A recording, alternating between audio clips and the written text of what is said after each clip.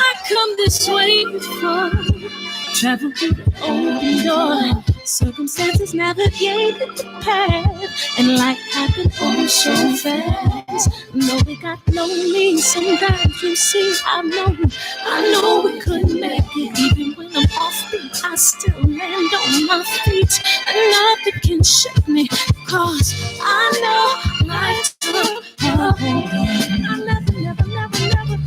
This is where I am destined to be. I'm not ready to give up. No. I believe in the miracle of life. Life's a break with no rehearsal. Learn quickly, they'll come for your role. Games can play, can't take it personal, cause the devil is a liar. I'm telling you the truth, it's all in what you do, some things you gotta do, Expect from me, I'm take a second, see the blessing in it. With much expected, much is given. When I made the living, now I'm giving back to children. Never let the power come first before your happiness, yes. You can be the best if you go the distance. Mix a little sweat with your persistence. You know that the best things are never instant. Just shine, let them see your brilliance. Get up, open up your eyes now. It's the moment of truth. No backing down. We're bringing it tonight. For the children, it's a given. You gotta give it, be a blessing. This my personal statement. Run the game like I'm ASICs. Learn to develop patience, determined to be the greatest. Yeah, bobbing and weaving, they changing up like the seasons. Indigenous to the grind, so I do it for all my people. Jabbing in competition, back up against the ropes. We fighting for recognition. I'm fighting just to promote equality where we lack it. Or cancer slowing our road. I'm confident we'll make it. We focus on common goals. Yeah, give back, give love, giving something away. Never give up, stand tall to fight another day. 2 toes, 2 feet, I stand on the ground. I'm going back soon and fight this final round. Life's a break with no rehearsal. Learn quickly, they'll come for your role. Can't be played, can't take it personal, cause the devil is a liar. Telling you the truth, it's all in what you do, some things you gotta do,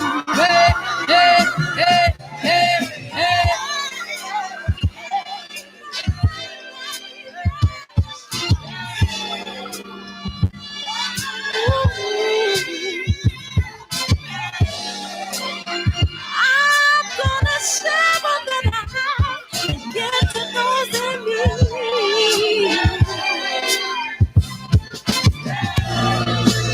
So we're gonna win this battle, fight that disease. No more threats, no more children, that's young. We got to be open up. I never let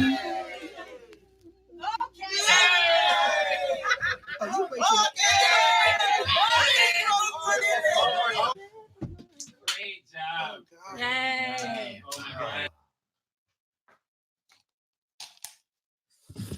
Hey, barbershop conversation, man. How's everybody feeling, man?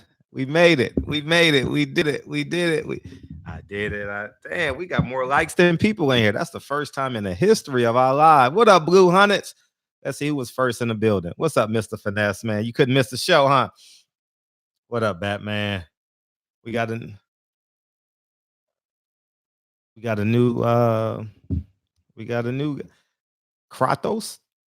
Azar, what up, Chief Muir? What's up, Batman again? Sir, you back? Welcome to the chat, man. What up, Tay? Tay. What up, Sunline? Appreciate you, dog. Appreciate you. El Capo. Sir. It's the same crack power from the day. Asia Math, what's up? G5, what's up? Everybody else, Jeffrey Lakes, man. It's great seeing y'all in here tonight, man. Y'all are definitely a breath of fresh air for me tonight. Woo, Lord, let me tell you. A breath of fresh air, man. Let me tell you. So, so when you're first, I want to say I thank you guys for waiting on me, hanging in there, man. I was trying to get there as I was trying to get here as quickly as I can, and so when you're doing repairs, so let me tell you. So I bought the building, obviously, right? And so what happened was the former tenants came back and tried to stay in the place, and I'm like, nah, that can't happen. They didn't have a place to go, so they moved all their stuff out, and then they moved all their stuff back in, and they were trying to establish residency. So I called the police, and it took 3 hours, and they had to explain their story, and I had to go get my purchase agreement. And long story short, they finally left, man. And so that's it, man.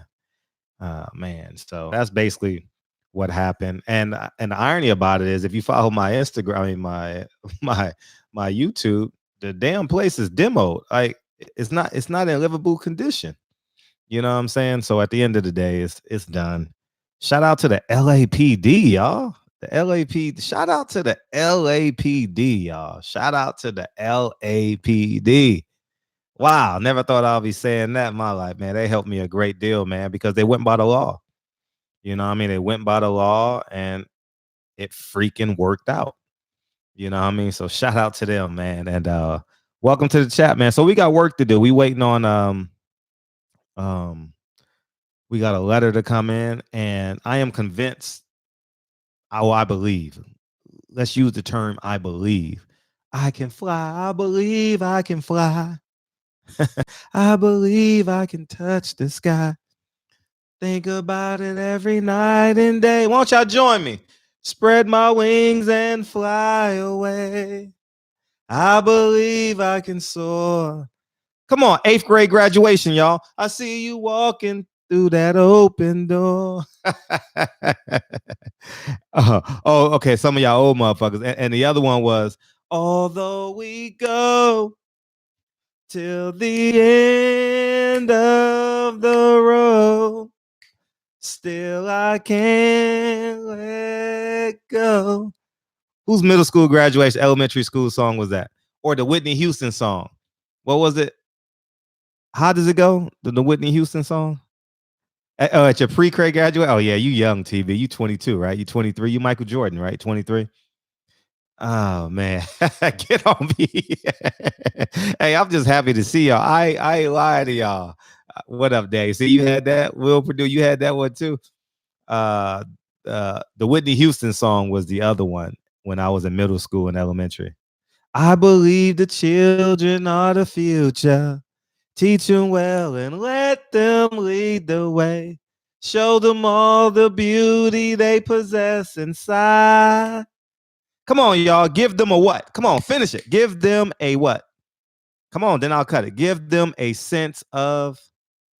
Come on, fill in the blanks. Give them a sense of. Give them a sense. Come on, someone fill in the blank. Sense of pride. Cash G in the building. That boy good. That boy good. That boy good.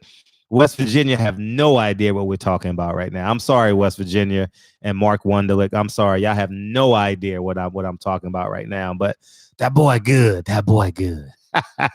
Sexy chocolate. Sexy chocolate. Speaking of which, this August, guess what comes out? Coming to America 2, baby. That's going to be a national holiday for me, baby. That's my favorite movie. I never made it to that movie in college. That was my date movie. I never made it to the end. I saw it in bits and pieces for like 4 or 5 years. But anyways, man, welcome to the show, y'all. Mark Wunderlich. You're going to have to find some black friends in Utah and West Virginia, man. You're going to have to, I don't know what you're going to have to do, but I don't know if they got any black people in West Virginia besides the people that play for the University of West Virginia basketball team. So you might be in trouble. I haven't seen you in here yet. Have you in here yet? But anyways, man, welcome to the show. I just feel good. I'm just happy to see y'all, man. I've been fucking. you know, when you had an intense work day all day, and you guys are my reprieve. You know what I mean? Like, I'm just happy to see y'all motherfuckers, man, and shit. Who don't deserve a comic relief?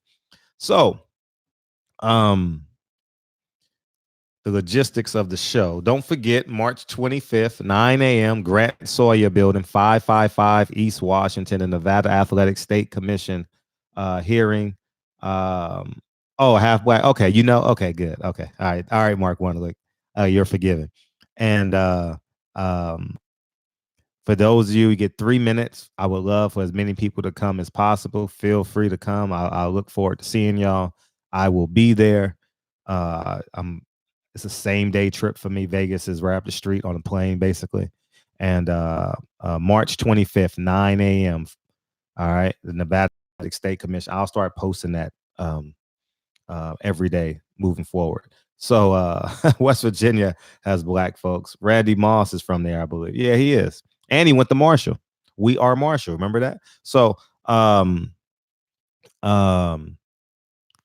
right, let's bring it in. I'm just happy to see y'all, man. I've been working, man. When I say I've been, I'm just y'all like my first, my whole day has been intense.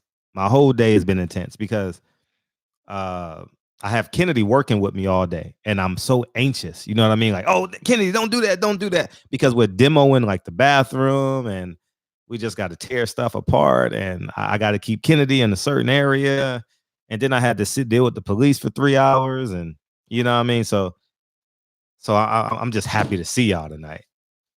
So y'all mean more for me than y'all can imagine. So Randy Watson. Oh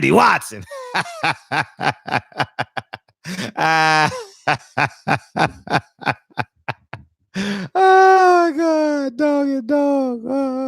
Oh my God. G5, happy birthday, man. Yeah, man. Real Rap came in and said happy birthday to you. And then from all of us, man, for sure. We appreciate you, man. All your support, man. And for those of you who don't know, I got enough money. You guys donated enough money in my Cash App. So if you guys come, we'll find a breakfast spot, a brunch spot, you know what I mean? And we'll campaign and champagne, and brunch will be on the channel. So I appreciate everyone who donated, and it'll go to a good cause. So if you come in, we'll break bread and have lunch. All right, Reggie. Yes, indeed, Owens. Hint, hint, you should come, man. It's free food, man. Free food. You tell a black person free food, they gonna be there. Shit. So I done did 13 minutes. So yeah, man, let's bring it back home. I am convinced. Give us a mile. You're killing my ear. Let me turn it down some a little bit. All right, Triple OG. I am convinced that the first fight, Tyson Fury won, was an inside job. I'm convinced it was an inside job, man. There's no way Deontay Wilder could have won that fight, man. There's no way. I mean, Deontay Wilder's, and this is sad because he's our president. I'm not president. He's our he's our heavyweight champion. He's gonna have to knock out Tyson Fury to win. And you say why and how, Fred? Besides the pressure from the Athletic State Commission and the powers that be, from Bob Arum, the money, and I told you guys about how they protect each other. You know, you got the Bob Business of the world, you got the Bob Arums, you got, you know, those Bobs gonna stick together, those Bob and those Eddies gonna stick together. And besides that, it's just being black in America. And you say, how does that translate into the fight? Well, the judges, whoever they are, you know what I mean? Weinsfeld and I don't know, whoever their names are, right? They watch Deontay Wilder every day. Every single day they watch Deontay Wilder, and they look at him from their Republican. They just voted Republican yesterday. And not that blacks or Mexicans aren't, Latinos aren't Republican, but they sitting in their living room watching Fox News. And then they say, oh, you have the assignment for Deontay Wilder versus Tyson Fury. And they go into the fight with this preconceived notions of what Deontay of what and who Deontay Wilder is. And those close rounds, they're gonna give it to the person that they assimilate to the most. You understand what I'm saying? And how I can correlate that to my life. I remember when I was a school teacher and I had to give grades and shit. And I would just get tired. And I was like, this looks like an A. This looks like a B. You know what I mean? I just had to forget it. Everyone just getting an A. Everyone getting it. You know what I mean? I really didn't. I cared. But at the end of the day, you lean on your prior knowledge. You understand what I'm saying? And I'm just being as honest as I can be. I'm not going to spend 48 hours grading papers. I was 22, 23 years old, first, second year teaching. I'm not spending the entire weekend grading papers. Not when the NFL was on at the time. I was in 3 high school adult basketball leagues. You understand what I'm saying? So at the end of the day, I just didn't and I think that associates with the referees. With the judges, excuse me. So that's where I'm at. And I believe the first fight, and you guys saw when you guys came in, you guys saw the you guys saw the thumbnail, and the thumbnail is very, very incriminating. I mean, the thumbnail. I saw this last night. I said, let me go back and watch the knockout, because remember the caller called in and talked about Tyson Fury's putting his gloves on Jack Reese's shoulders to protect from Jack Reese from feeling his gloves. And I went back and I was like, holy cow. Tyson Fury's glove is wide open. And so that's kind of what I believe. That's what I feel. The phone lines are open. I didn't get a chance to call the California Athletic Commission. I appreciate you, Ant. I didn't get a chance to call them today. I will do that tomorrow. You understand what I'm saying? And hey, speaking of the devil, what's up, man? How you feel? You late, Ant? How you feel? Bob, I'm chilling, brother. How you living? I'm good, man. I appreciate you calling back in. Barbershop conversation. Fred, first of all, how you gonna call me that dude that called in last night, dog? Yeah, I had similar voices, dog, and I fucking fucked up, and I knew it. Yo, I'm awake, man. I'm not sleeping, bro. I'm awake. And you know the funniest shit was, I was like, that's not Mr. Finesse, but I'm not gonna ruin the joke right now, though.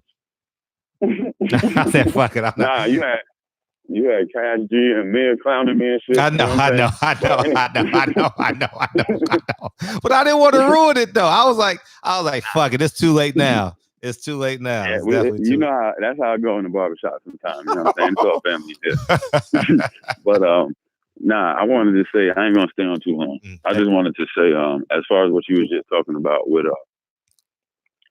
Wilder has to knock Fury out. Mm-hmm. I'm gonna say that when Wilder's in a fight, every round that he doesn't knock somebody down, they're gonna incriminate consider that a round he lost. Mm-hmm. And because when you go back to the first Fury fight, you can go to the second Fury fight, but if you go back to the first Fury fight, you have people telling you that Wilder didn't win no round except for the 2 rounds he got a knockdown. Now, if you actually watch the fight, you see in the first round, I think Fury might have thrown 3 punches. In the second round, the third round, the fourth round, the fifth round, I mean, there wasn't any huge gap there. You know what I'm saying? But because he didn't put him down, and the narrative is that Fury's this great boxer, Wilder only got the right hand, every round he don't put a guy down, they're going to consider it a round he lost. You know, because I did notice when Wilder fight,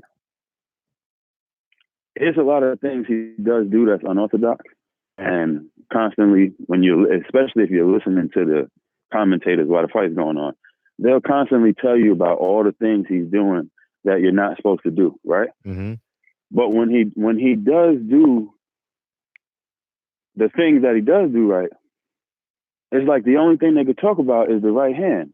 You know what I'm saying? Like, I remember when he knocked Ortiz down in the first fight, before he actually got him down the first time, I mean, not the first time in the 10th round, he basically walked Ortiz beautifully right into the right hand and then followed it up. And then Ortiz fell. If you remember, he fell on Wilder, and Wilder threw him off into the rope, so they didn't even call it a knockdown. But that was where the real hurt started. But it's like they're never going to give him that. They're never going to give him anything on skill or ability. So every round, like, he has to knock everybody out, not just Fury. Yeah. Whoever he's fighting, he's going to have to knock them out. Because if he doesn't, every round that person stands is going to be a round they give him. And it's proof. All we got to do is watch the first round of the first Fury fight and then listen to the narrative painted.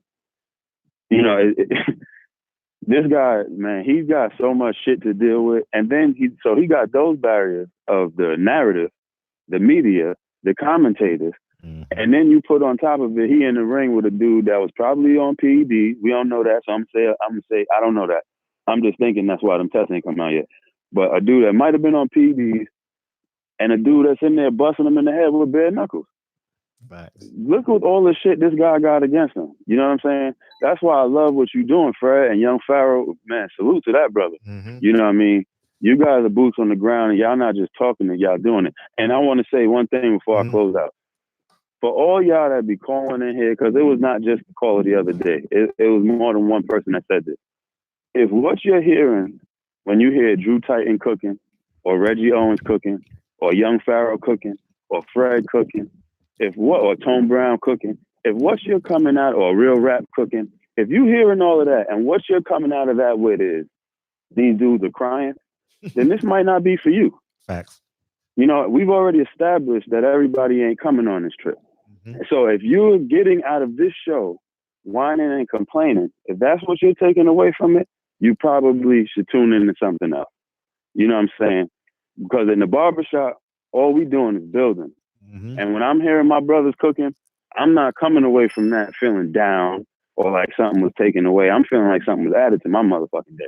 You know what I'm saying? I appreciate you, Fred, and everybody in the family on the platform for what we all doing and what you doing, Fred, what you leading up. Thank you. Shout out to you, bro. Appreciate and like I said, if this is crying to you, keep it moving. Mm-hmm. My brother, Barbershop Conversation. Mr. Finesse, I'm out of here, bro. Peace. Yeah, if it's not for you, man, y'all know y'all can hit the road, Jack. And don't you come back no more. Man, I'm just all over the place, man. It's funny because Lincoln started singing lessons like 3 weeks ago. And I'll be like, Lincoln, say it from your diaphragm. I gotta practice. Kids say the darndest things sometimes, man. Kids say the darndest things, man. Asia Math, what it do? What's up? What's up? Chilling, Glove Gate 2020. How you feel? 55 sitting on 55 mil, as we all should feel. When you gonna get 56 million? When I turn 56. Yeah. We had this conversation before. I forgot. You getting that old? You sound like you 56. Oh, shit. At the day I had. Shit. Yeah, I feel right. Yeah, we're going to coin this movement Glovegate. Glovegate? Glovegate. Mm-hmm. Hashtag that home. That's right. About the licking and all that. Could he contract something from doing that? Fury, that is? It might be a violation. Like, it may be a technical rule that he might have broke. Right. You know, that was some strange shit. That was another thing that probably would have just bought the extreme black out of me. Mm-hmm. And just beat the shit out that dude. Also, I forgot we can't curse so much. We won't get you violated. But yeah, I got to shout out Wilder again, man. He held a lot of composure. All that getting licked on, getting illegally punched, and all that. I wouldn't be able to take it. Nope. I ain't even gonna stand in front. Yeah, Wilder's somebody would have to bloom it. Yeah, he is. Go ahead. No, Wilder's amazing. You're right. It took great restraint. Yeah. But that's all I had, man. Glovegate 2020. Let's get that man his title back. Appreciate it. Yep. We working on it. All right, I'm done. The only sweets I can eat is dark chocolate. So, what up, Aunt Fresh? Oh, that's not my bad. We gonna bring you back though. We gonna bring you back. We gonna bring you back. Lemo 10 to B12. Double check the details. Gotta cross my T's and dot my I's or I can't sleep well. What's popping? Hey, what it do? That's my shit. What's good with it, Fred? I'm feeling great, Fresh man. In the building, man. You know, back on my P's and Q's ain't nothing new, man. Hey, look, when it comes down to Tyson Fury, man, they acting like this dude is the next coming to God or Jesus Facts. or motherfucking Moses or something. And like I tell people, man, the reason why the media is still circulating his face, like he's been on every single news station, broadcast, CBS, ABC. Wow. See, you know, I mean, MSNBC. I mean, he's been on everything, right? And they promote him like he's just, I don't know, like done something incredible. But like I keep trying to tell people, man, you can't get overly emotional with this shit because you got to know what it is. Yeah, you can't get emotional when you know what it is. You feel me? Like, and what I mean by emotional is we just got to keep our emotions in check when we know that this is a white supremacy society. You feel what I'm saying? And we know the chips are stacked against us. You feel me? So I just feel like if Wilder, you know what I'm saying, is really go in there and do what he needs to do, you know, stick his jab in his face early, you know, take the command of the fight. You feel what I'm saying? And like really put it to him. And I just feel like there's nothing Tyson Fury would be able to do. I just truly believe that. You know what I'm saying? Because he won't be able to do all that rapid punching. You know, he won't be able to do all that holding. And there needs to be a fucking a referee that's actually going to be, you know, competent, not incompetent, but competent. I think that's very important. And what referee do you feel would be competent enough to do a great job in this fight? Because that's very pivotal in the fight, is the referee as well. So, and that's what I've been thinking about all day. I'm like, damn, what referee would be good in this Tony fight? Weeks? You think Tony Weeks is solid? Yeah, you know what? Either Tony Weeks or what's that? Steve Willis, tall guy. Damn, on the East Coast. On the East Coast, bald brown skin brother. Hey, what's his name? I can't think his name. Blaylock. What's his name? Bowman. It starts with a B. What's his name? The tall brown skin brother. Look like he played basketball. Come on, somebody in the chat. Yeah, they gonna tell us. They gonna tell us. Yeah, but yeah, man, like somebody like him or Tony Weeks, I just feel like they'll really hold it down. You feel what I'm saying? And they're not gonna be biased. They just gonna be cut it right down the middle and call it like they see it. And if it's a foul, they're gonna call a foul. But I just truly feel that Fury's still gonna be dirty. Oh yeah. Harvey Dock could be another good one. I truly think that'll be a good. And he's the same height, and he's close in height too. He's close in height. Facts. Facts on everything. Yeah, 100. And I really want to see Wilder be as dirty as he needs, because man, look, imagine if that was you, Fred. You want your get back. You understand what I'm saying? And look, they not, and this is the thing. People say, oh, he needs to just hold the line, follow the line. That's what Jackie Robinson tried to do. That's what all of our black athletes, man, fuck that shit, bro. It's 2020, bro. Just be a rebel. Go fucking hard. If that nigga even get close to doing something foul, hit him in his motherfucking nutsack, man. Hit him, man. Do him. Hit him in his throat. You know, hit him in his Adam's apple. Mess him up, bro. Like, I just don't see why a lot of us, you know, we be like, oh, man, you know, Wilder really shouldn't do this. Man, if he violate, you demonstrate. That's how I was taught. You know what I'm saying? From my block, you violate, we demonstrate on any level, up and down.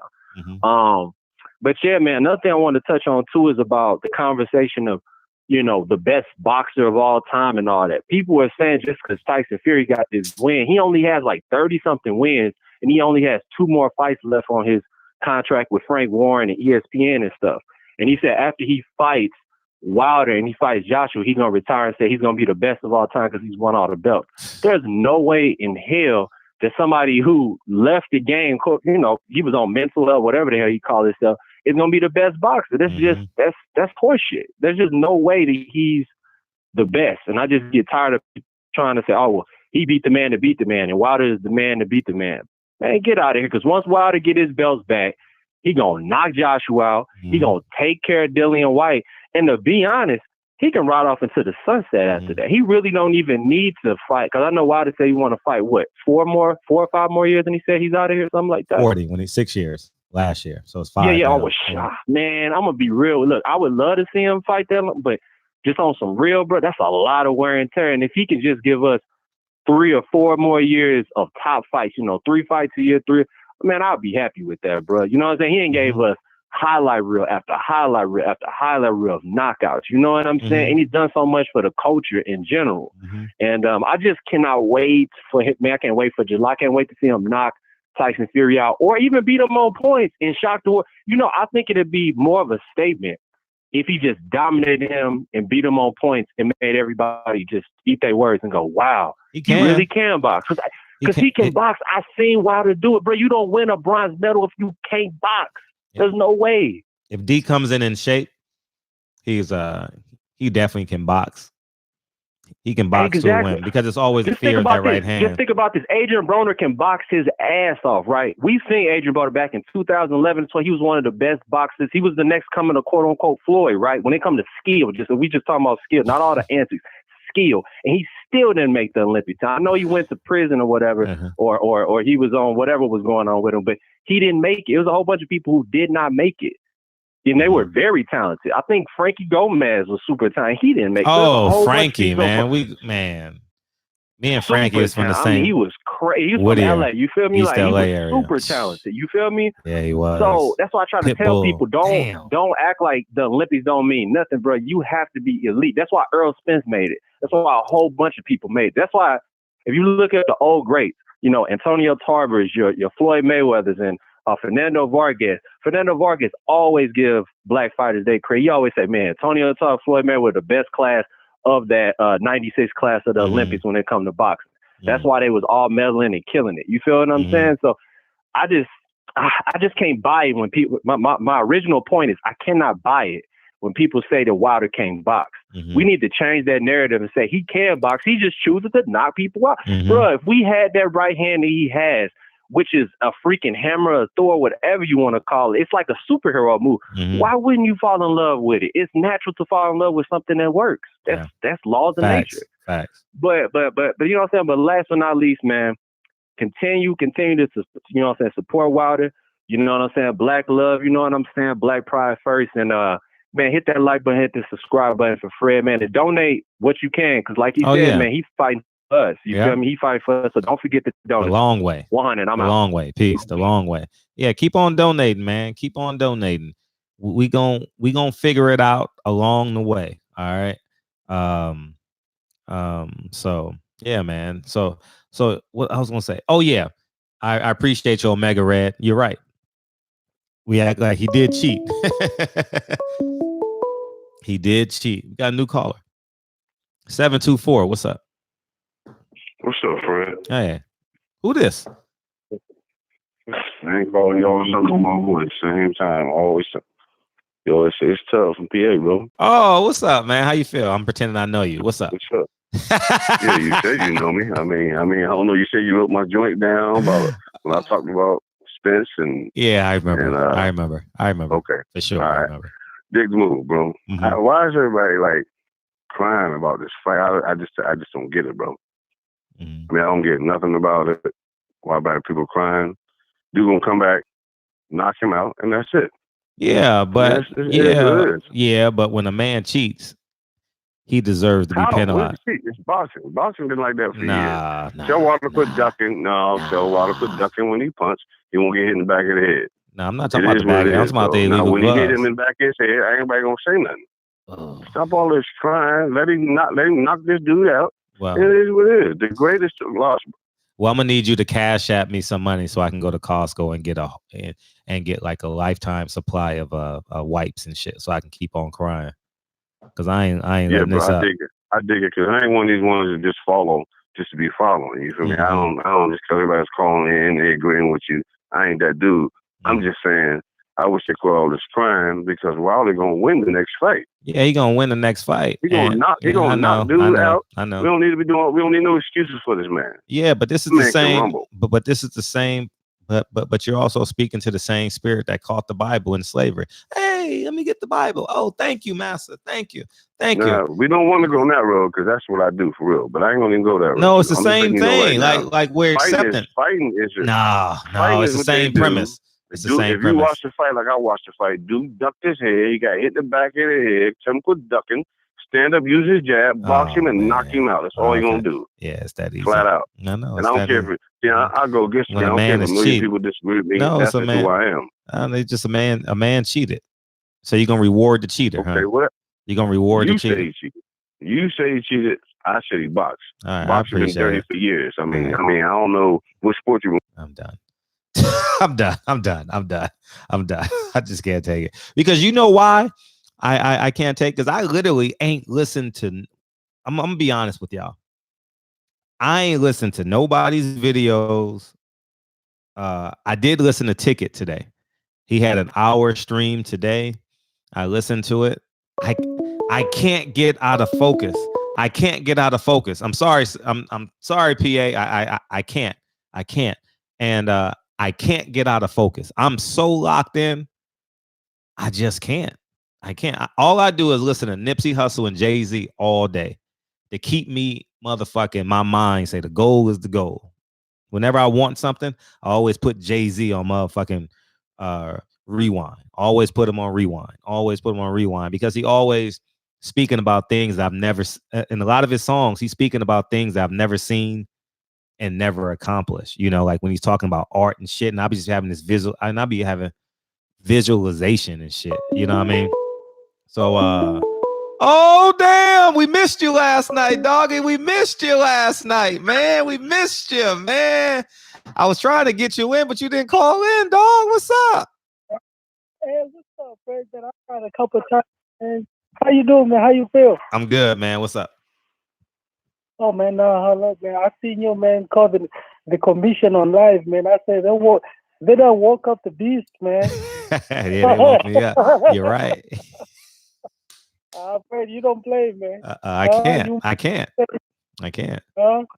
Hey, you ain't gonna worry about me, man. I know we're respecting the code, man, but all I just wanted to say, man, when I saw you calling the commission, man, I was like, man, Fred keeps a boot on his sucker throat, man. Yeah, I do. And I got my plane ticket within 4 hours of that phone call. Man. Yeah. Hey, it's gonna be an entourage, man. Mm-hmm. It's gonna be an entourage over there, man. I hope you so. know, I just wanted to call in, man, and disagree with this guy, this TA guy, man. You've heard me. You know what I need to tell you, man? Mm-hmm. I think that's why even with the response, you know, like people are so surprised with what's going on right now because they thought maybe Deontay Wilder is like Floyd. You know, we didn't care about Floyd because Floyd was all about himself. You know what I mean? Deontay fights for us. He represents us. You know what I'm saying? Mm-hmm. You know, and these guys, Fred, the way they behave, man, they're treating these fighters like they're animals. You know what I mean? Like they used to treat them back in the day, in the 1900s and everything. Just throw them in the cage, you know? But these guys, they will love, like you have a personal relationship with Deontay Wilder. You know what I mean? It's above, it's beyond boxing. You know what I'm saying? You're right. It is. Definitely. It's beyond.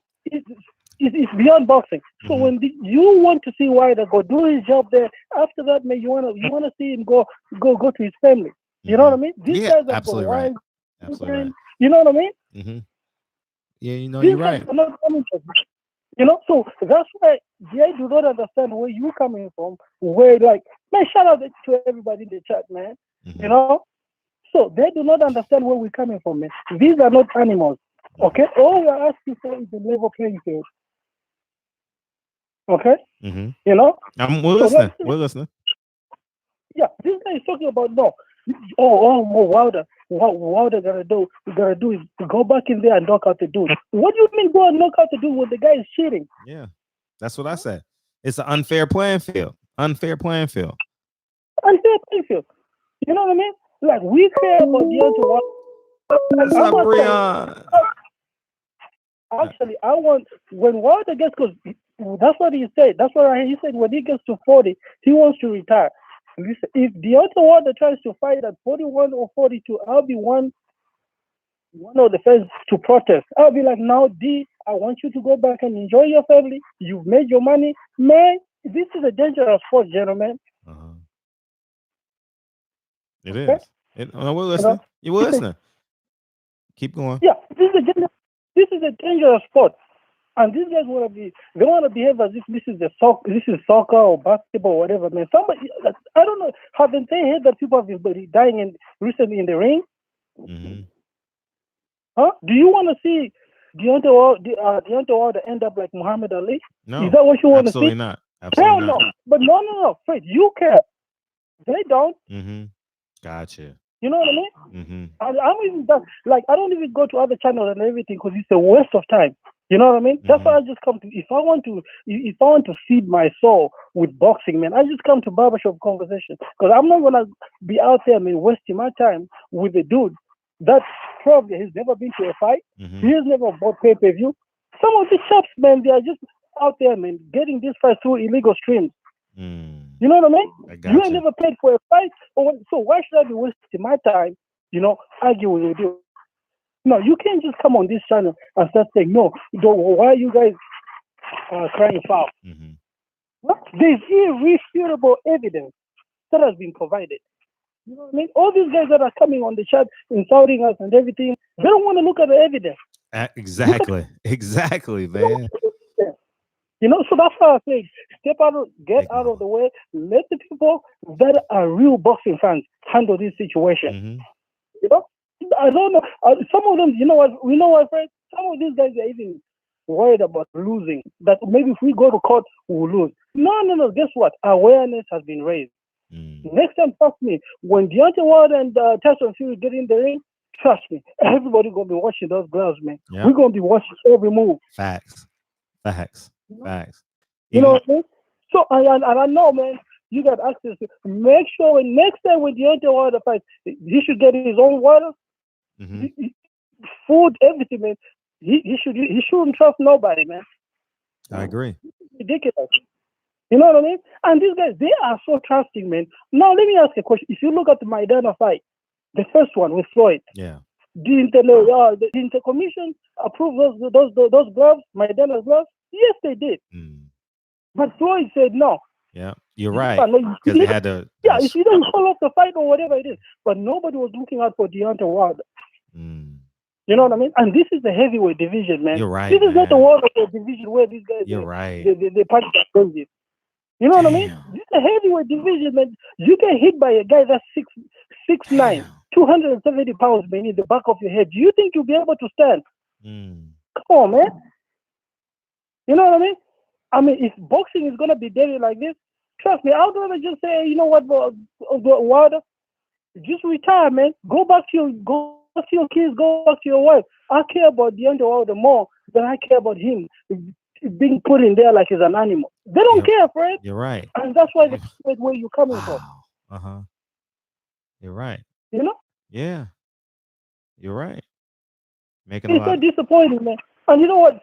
This guy, man, he came out there with the best ring work ever. I had some people calling me from Wakanda, man. From Wakanda. Put some respect on that name, God damn it. He said you had some people calling you from Wakanda. Yeah, but they were calling me. I was like, man, that guy, man. That guy is an icon, man. You know what I mean? He is. And so is Wakanda.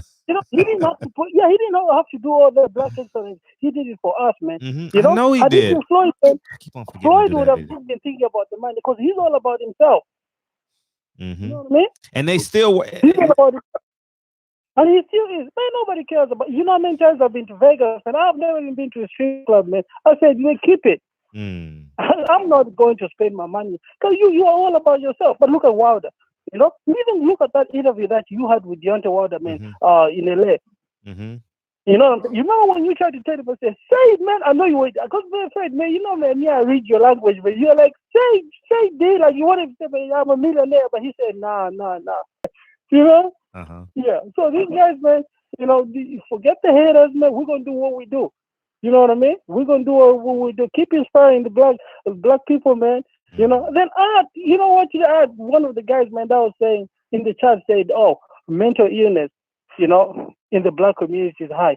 I said, man, I had to reprimand the dude. I said, dude, last time I worked at this mental hospital, man, Fulton State Hospital. I said, but 90% of the people that had mental illness were you Peckerwoods, man. White people, you know what I mean? And you want to talk about black people mental. I don't see no black people going to a public school, you know, to go and shoot people go and up. shoot everybody. Boom. Yep. We're shooting people in the schools. Come on, man. You go to public schools where there's kids, man. These are white people, man. Mental illness that you want to accuse about. You want to accuse black people. That's just ridiculous. That's absurd. It's crack cocaine. You know, we gotta look out for each other, man. It's so hard to be a black person, man. We gotta look out for each other. You got black people hating on you. Mike Tyson, look at him, man. That's why he lost all that money, man. He's down. He would have lost it anyway. You know what I mean? This is crazy, Fred. You know, that's why, you know, hey, Fred, I got a confession. I got to tell you, guys, man, have been murdering me, man, without even knowing, man. I gotta make a disclaimer. I used to be a Jehovah's Witness, man. How did that happen? How the fuck you knock on the door? How the hell you knock on somebody's door? Get the hell out of here. I used to be one of those, man, going door to door, man, you know, giving them publications. Oh my God. How the hell did you become a Jehovah's Witness? That's an American religion. I know, man. And can you imagine I was doing that in Wakanda, man? For real, man. These white men, man, they got me, man, distributing these publications. But when I got to 17, man, I told my mother and my dad, I said, I'm done. I'm a grown man now, man. I need to do what I need to do. You know what I mean? How many years were you a Jehovah's Witness? How many years?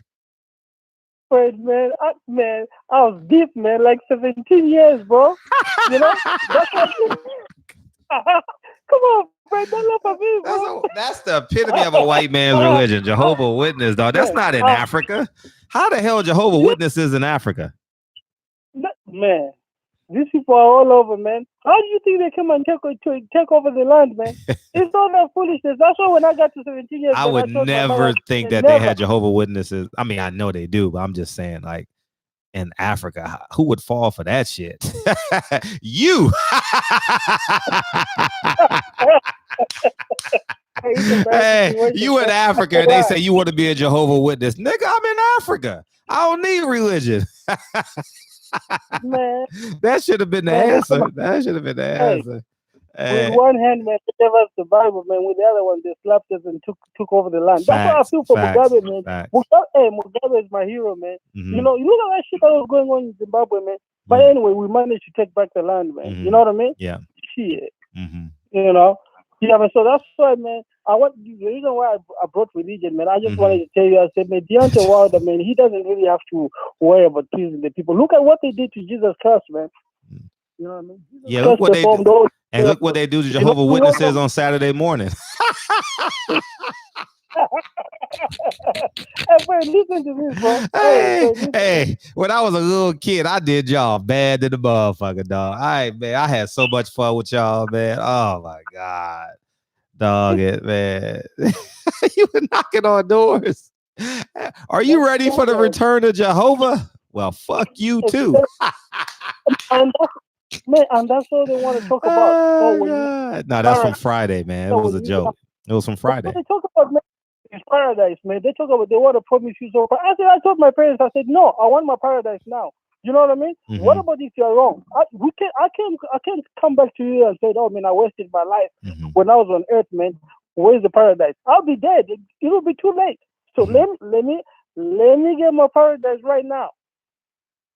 That's what, man. I want to be when I'm in Dallas, man. I want to go to DG's, man. God damn it. DG's is man. DG's is the shit, doggy. DG's is the shit. Hey, strip clubs in Atlanta, they be popping, man. I used to go to the Blue Flame Lounge, man. Ooh. Yeah, man. Yeah, man. I say, yeah, man. Blue Flames, yeah. Blue Flames. Yeah. Oh, well. Blue Flames. Anyway, friends, man, I know you got other callers, man. They need to hear from you. I appreciate you calling in, man. We missed you, man. I missed you in Vegas, too, man. Stop acting. No, you should have called me, dog. You should have texted me and all that shit. Man, I touched down in Vegas And I said, Who how am I gonna? Who'd you come with? A message. Who'd you come with? I'm gonna say it then with the results that we get. Because man, I was ready for the Mandalay Bay, man. I was about to go crazy in there, friend. I was gonna act a fool, man. You know what I mean? Yeah. Hey, where'd you stay? Where'd you stay? Where'd you stay? I live in Missouri. No, I know that. Where did you stay in Vegas? At the Aria? The Aria? Yeah. Damn, man. I would have found you that night, man. Saturday night, man.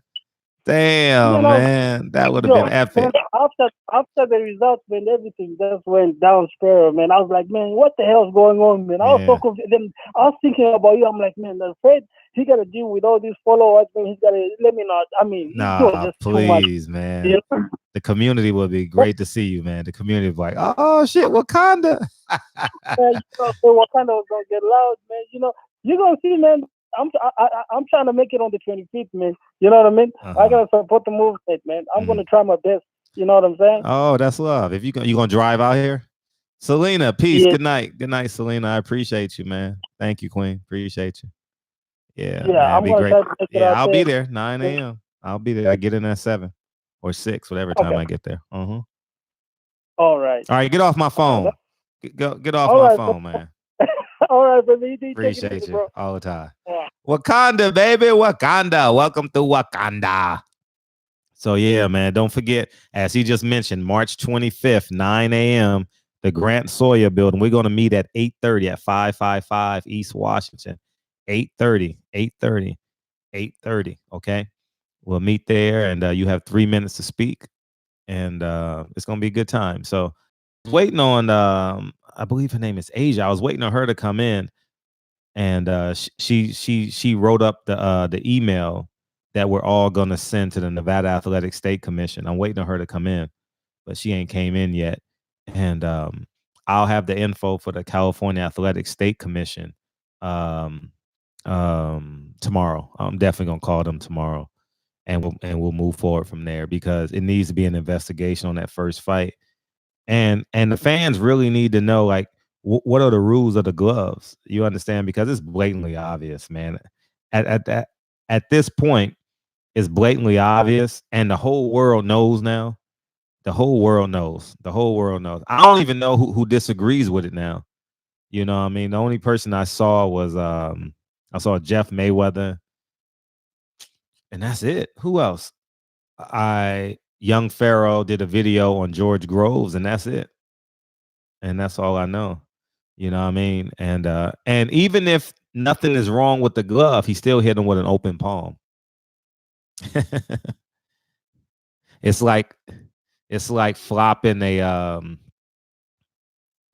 a straight, and you still got it, and you got ace king of hearts. You know what I mean? And you still got a chance to get your flush. You know what I mean? It's just okay. If you can't respect that, your whole perspective is whack. Maybe you love me when I fade to black. What's popping?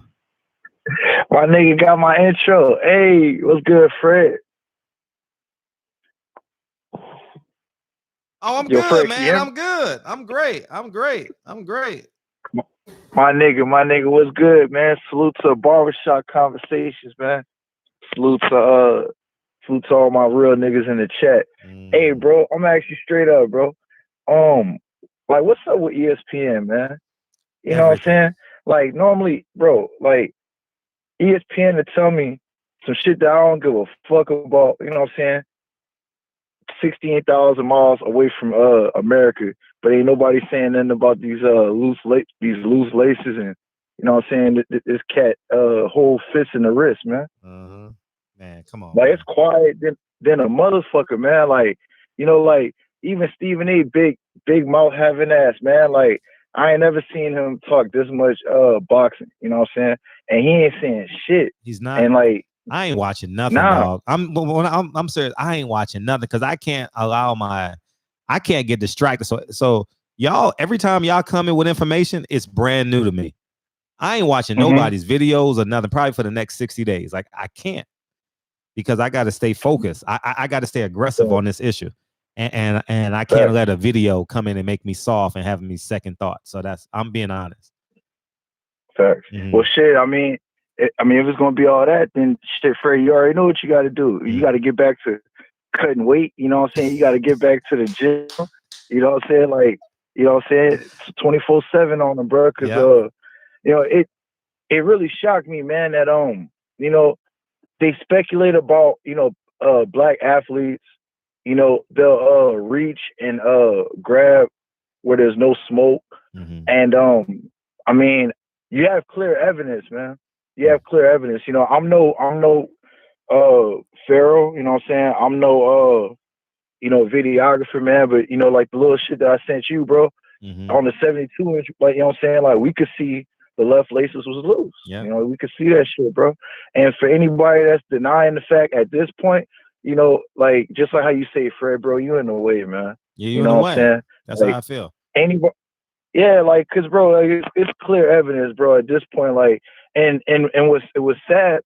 Like, I was listening to Chelsea yesterday. He was reporting, like, there's a bunch of media outlets in Europe that's kind of questioning it, but nobody in America is talking about it. So that should let you know, man. You know, the fix is in. You know, pun intended. You know, because bro, this shit just don't make sense, bro. Like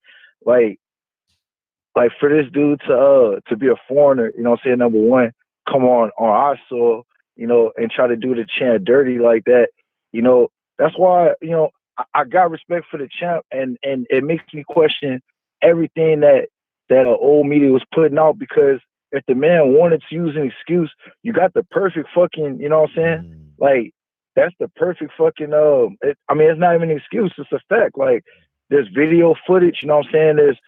There's all types of evidence that he could have actually used. That's why I know the media was on bullshit, talking about, you know, he's making excuses. Like, now I'm fully behind, you know, Deontay just giving an explanation and motherfuckers running with it and blowing it out of proportion. You know what I'm saying? Because that's what I know they did, bro. Because there's no way that you could tell me that you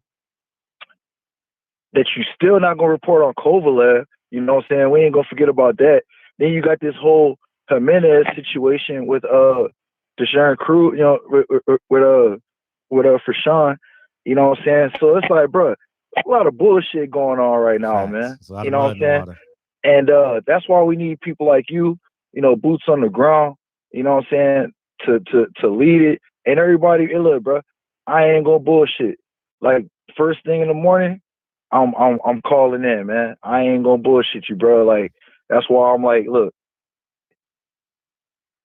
we've seen the problem. We know what it is. We've addressed it. We've come together on other topics, you know, and had Kevin Iole blocking my dog Fred. So, you know, like, if we could do that, man, you know what I'm saying? We could do that. We could come together for a common goal. We got to do this, man. You know what I'm saying? The voices got to get heard. Like I said, bro, thank you for putting out the information so I could be able to call. If I got to write a letter, I'll do that too. And I got nothing but downtime right now. So, bro, like, that's why I wanted to address and state, you know, it's funny how, you know, like, they could find shit that's non-important, bro, and they ain't talking about this. But look, bro, I'm gonna let it go, bro. Thank you for what you're doing, G. Appreciate it, Fred. All the time, baby, all the time. Yeah, ESPN is watching our shows. Stephen A. Smith walked up to me and said, "Hey, what's up?"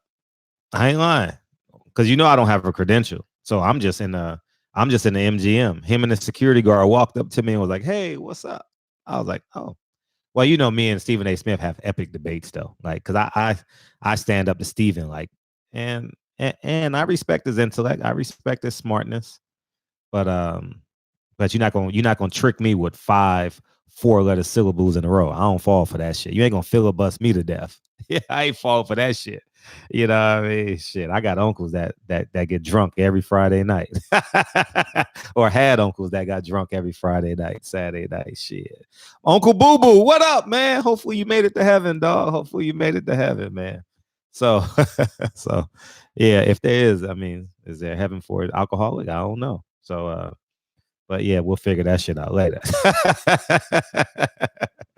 Hey, Uncle Boo Boo, man. Uncle Boo Boo, he had discolored lips and everything, man. You know he got drunk every day after work. Damn, Uncle Boo Boo, man. Damn, been some years. So, oh man, All right. And just just think. All right. If he was still alive now, there's no way in hell I would call him Uncle Boo Boo. He would have to change his name. Like, we gotta come up with something different now.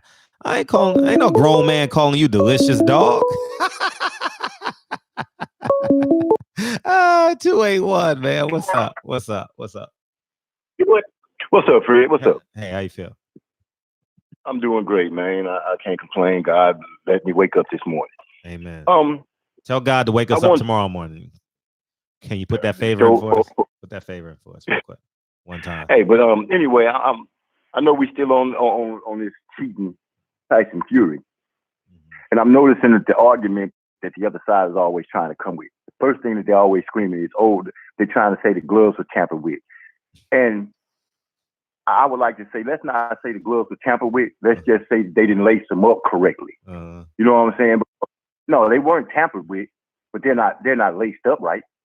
So yeah, we followed the instructions and we laced him up, but you didn't do it correctly. So you know how they play with words. Well, it's not tampered with because they put the tape on and they signed it and everything, but the gloves are open. And I see the picture that you have with showing the left glove when he's laying on the ground. That one open. So what I went and did was went and stopped the video, blew it up, and looked at the other glove. Both of the gloves. Both of them was open. Both of them were open. Yep. Wide open. Wide open. Yep. And then well, the young man, because his name isn't Max Kellerman or he isn't on some TV, you want to dismiss him because he's brown. You want to dismiss what he's saying. And because Max Kellerman, I'm Max Kellerman, you should listen to me. You give us a skewed commentary of a fight. Now, we're complaining about the first fight. They're mad because Tyson Fury got dropped twice and knocked out. And he didn't outbox his man. Like I told you, I watched the fight the other night all in slow motion. The first 4 rounds, Tyson Fury didn't do dick. So let's not let them play the words about, the gloves are tampered with. No, the gloves weren't tampered with. The gloves were just not put on correctly from the start. That's all I got to say. I appreciate you calling in. Thanks, dog. Hey, I want to give a big shout out, man. One of the family members got engaged tonight, man. Send him a congratulations, man. Congratulations, man. Wealth and happiness. Wealth and happiness, man. And plenty of babies. And I appreciate you listening tonight. I know you got some work. Oh, you already did your work, huh? It's 11. What is it, 2 o'clock over here? You already did your work, huh? Congratulations, man. Congratulations. 352. What's up? What's up? Not much, man. I was just calling one to speak my little piece about it. You know what I'm saying? But man, Tyson Fury, countryman, just came out and said that he cheated with the gloves. Your boy Blue Blood just dropped it. Just now? Yeah, he just dropped it. What Blue He Blood? just dropped it like 2 minutes. Like 2 minutes ago, he just dropped it. Wow, Tyson Fury, fellow countryman. With moderate to severe ulcerative George colitis Groves. or Yeah, George Groves. Yeah, George Groves. Yeah. You see it? Yeah, I see it. Yeah, cause I just got a notification on my phone. But like you said somebody gonna slip out. It's gonna come out. It's gonna come out. And you see, yeah, you see, he's so quiet. He's been so quiet right there because he knows guilt. That's that guilt. Yeah. It's coming out. It's coming out. Guilt. It's coming out. I know it is. It has to come out. I already got a plan. I can't say it publicly because they're watching. But yeah. You know they watch. You know they listening. I think I can pull it out of them some way. I have an idea. Yeah. I have an idea, and we gonna figure this whole out. But I have an idea. Yes, sir. Yes, sir. Yes, sir. And yeah, man, do that idea 100%. Like I said, I got your back. Like I said, I'm riding with you, man. I'm with you all day. You know what I'm saying? I'm with you when you're right. Right is right and wrong is wrong. And this is wrong 100%. And it kills me to see other, you know what I'm saying, black people on the YouTube, you know what I'm saying, like cooning about the situation. Like you see clear evidence that this man gloves he cheated. He didn't have his whole hand wasn't in the glove. You hit people with bare knuckles. That's attempted murder. Facts. If Deontay would have pulled what Fury pulled, man, he would be under the jail. Man. He would have Instant investigation. Bond out and everything. They would have still been talking about it till this day. Yeah, man. Yeah, I just had to call in. You know, I just wanted to call in and say, I'm like, wow. And even his own people, you know what I'm saying, ran him out. Oh, they coming. Like, they gonna start coming. They gonna start coming out because somebody knows somebody that knows somebody, and they don't like each other, and they want to be first, and they want to release the news. You know what I mean? Exactly. Trust me, it's coming out. Because one of Floyd's fighters that I know, you know what I'm saying? Because Floyd, you know what I'm saying, his mama from where I stay.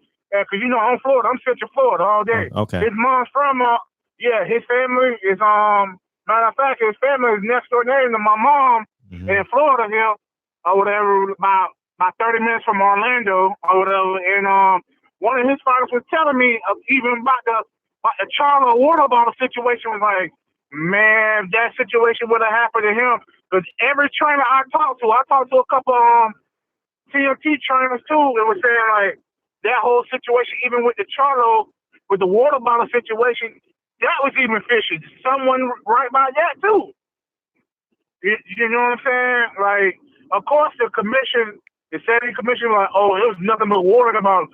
But just like the Antonio Margarito situation, that was the same doggone commission.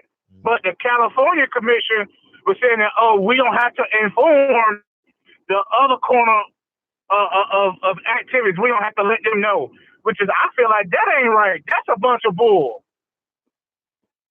You know what I'm saying? Because I called the California Commission, and the guy was flaming me. He was contradicting himself when I called and talked to him. I'm gonna try and get an interview. Water bottle situation. I'm gonna try and get an interview because he did an interview a couple of weeks ago. Someone sent it to me. It was on somebody's channel. Was it on the Boxing Voice or somebody?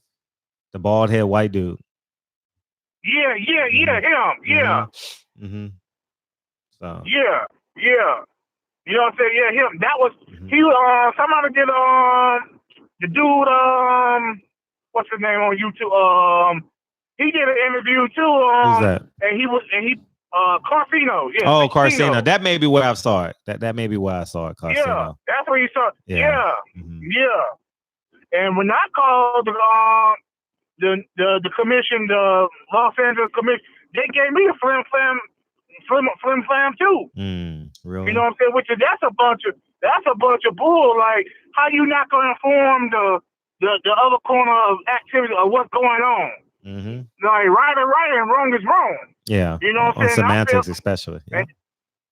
Exactly. And I feel like rules are rules. I just feel like this whole thing need to be for us the commission. Like, what they get paid for? Like, what? Like, seriously. What do they get paid for? Like, they don't do their job, but they want to do their job to who they want and pick and choose who they do their job with. They create these rules. They rewrite the rules for these these white people. You know what I'm saying? Look at Lomachenko. They have created a belt for him. Look at Canelo. They created a legacy for him. They created an entire legacy for that dude. God damn. If you think about it from that perspective. God. That's disgusting. Him and Triple G. Yeah, exactly. Created doggone belts because they didn't want Canelo to fight Devin Haney when Devin Haney earned his way. He earned his number one contender. Man, it's a bunch of bull. They change the rules and create rules for the light complexion, for the white. But the brothers, we gotta scratch and and work twice as hard to get our spot. And when we get our spot, we still get screwed. Still get screwed. Facts. Yeah, it ain't right, man. I feel like, man, we all Al Heyman, a couple more black.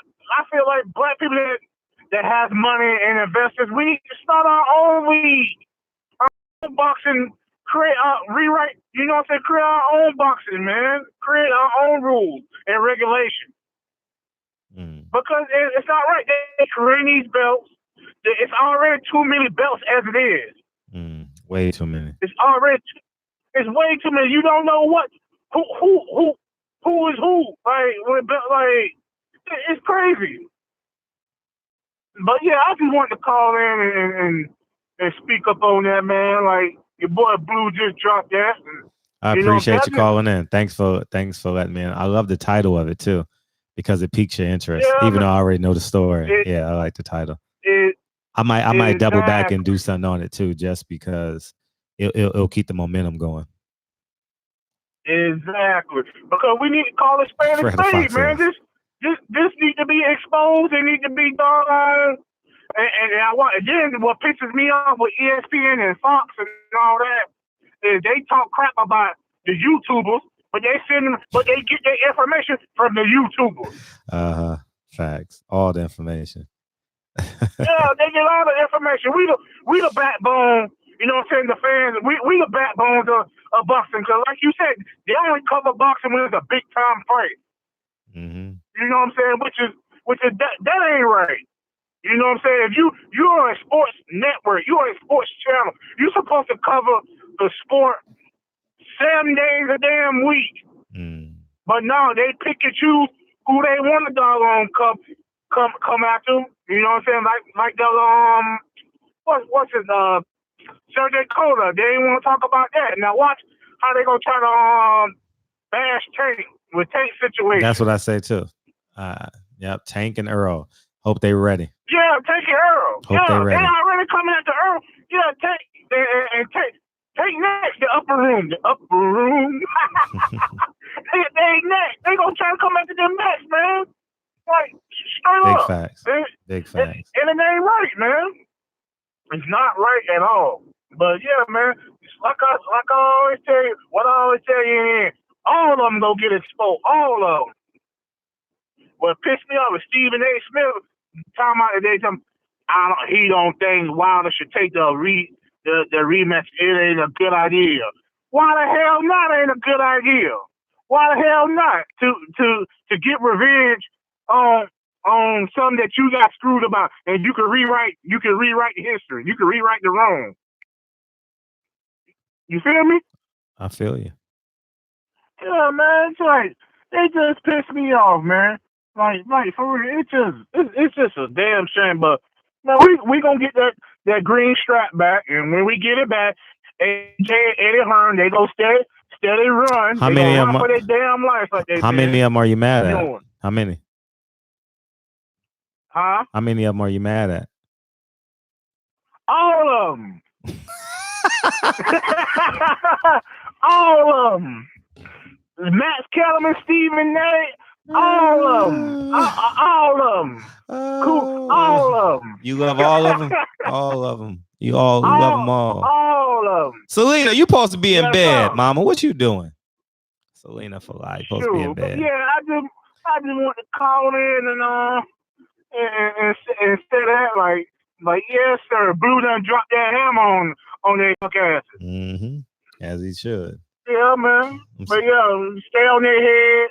You know what I'm saying? And we gonna get that green strap back, and we gonna knock Dillian. He gonna knock Dillian White out. Wilder gonna knock him out. You know what I'm saying? And he's a damn dumbass nigga. He don't even see that Eddie Hearn using him as a damn roadblock. He's just using you as a damn pawn. He is. You know what I'm saying? Big facts. But yeah, nigga, you ain't talked to nobody all day, huh? You ain't talked to nobody, huh? You been in your truck all day? Nah. Yeah, man. I could tell, nigga. Nigga, you just happy just to say a syllable, nigga. You like, damn, I'm tired of singing these fucking old Negro spirituals and shit, huh? Nigga just been Yeah, man. Yeah, man. Shit. Where you at? You in the truck right now?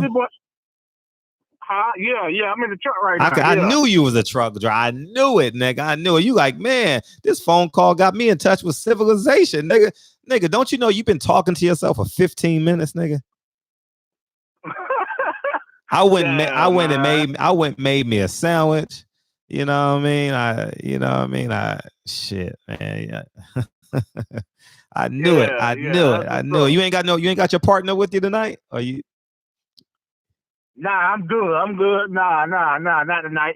All right, where you stopping at? Not tonight. Shoot. Doggone, I'm in Georgia. Oh, where you going? Oh, doggone, I'm going to damn, what you say? Hold on. No, not you. Hold on. You got a freak in there with you. Oh, this nigga. I'm going. Because a nigga don't, because you know what? Because a nigga don't make no. You know why? Because you don't stop mid sentence for a nigga. You don't stop. You say shut the fuck up. You say shut the fuck up. If it's a woman, you'll stop. Like, come on, man. I'm not new to this. I'm true to this, nigga. You ain't gonna. Only a woman can make a man stop mid sentence, nigga. I already know. You ain't about to put that shit on me, nigga. Shit, man. Yeah, matter of fact, I'm on my way back to Florida, man. I'm going to Tallahassee though. This nigga full of lies right now. This nigga like the boss listening. Nah, shut your man. Hang up, nigga. You just making up some shit. You ain't going back to Tallahassee, nigga. You just making up shit, nigga. Shut the fuck up. For real. Nah, you taking a long route, nigga. You taking a long route. You taking a long route. Now you trying to get them hours then, nigga. Stop lying. Nigga, shut the fuck up. Lying ass nigga, man. Yeah, you right. But I already know, nigga. I already know. You in that back bumper, nigga. You about to get it in. And it's cool. Live your best life, nigga. Live your best life. You know what I mean? Shit. Yes, sir. Okay, bye, though, man. I just wanted to call in and speak my mind a little bit. I appreciate you calling in, dog. I genuinely appreciate you calling in. All right, one love, man. Yeah. All right. Yes, sir. Stay in here. I will. 15 minutes of us listening to a monologue. That nigga, it was just a monologue. You know, that nigga picked one up. You know what I mean? I could tell too. Man. You know, when you be talking to niggas your whole life, how the hell you gonna fool a nigga when you talking to a nigga? Like, sometimes I just let that shit go. When I be on the phone with my niggas, I just let it go. I say, I know. I'll talk to you tomorrow. He's right. Yeah, he is funny. Lot Lizard Pippen. Oh, yeah, he locked Lizard Pippen for sure. Man, he had a hot 40. Man. A hot 40. He like, what? Hold up. He had a hot 40, man. Hey, Fred, did you see this Duran interview? No, I haven't seen it. I haven't seen nothing. A lot Lizard. I ain't seen nothing, dog. I'm telling you, I ain't watching no interviews, no nothing. Maybe next week I'll loosen up a little bit, but I gotta be real aggressive with my mindset right now because I changed my diet this week. I'm on that Dr. CB plan, and my aggression towards Tyson Fury's glove, and I'm doing a remodel.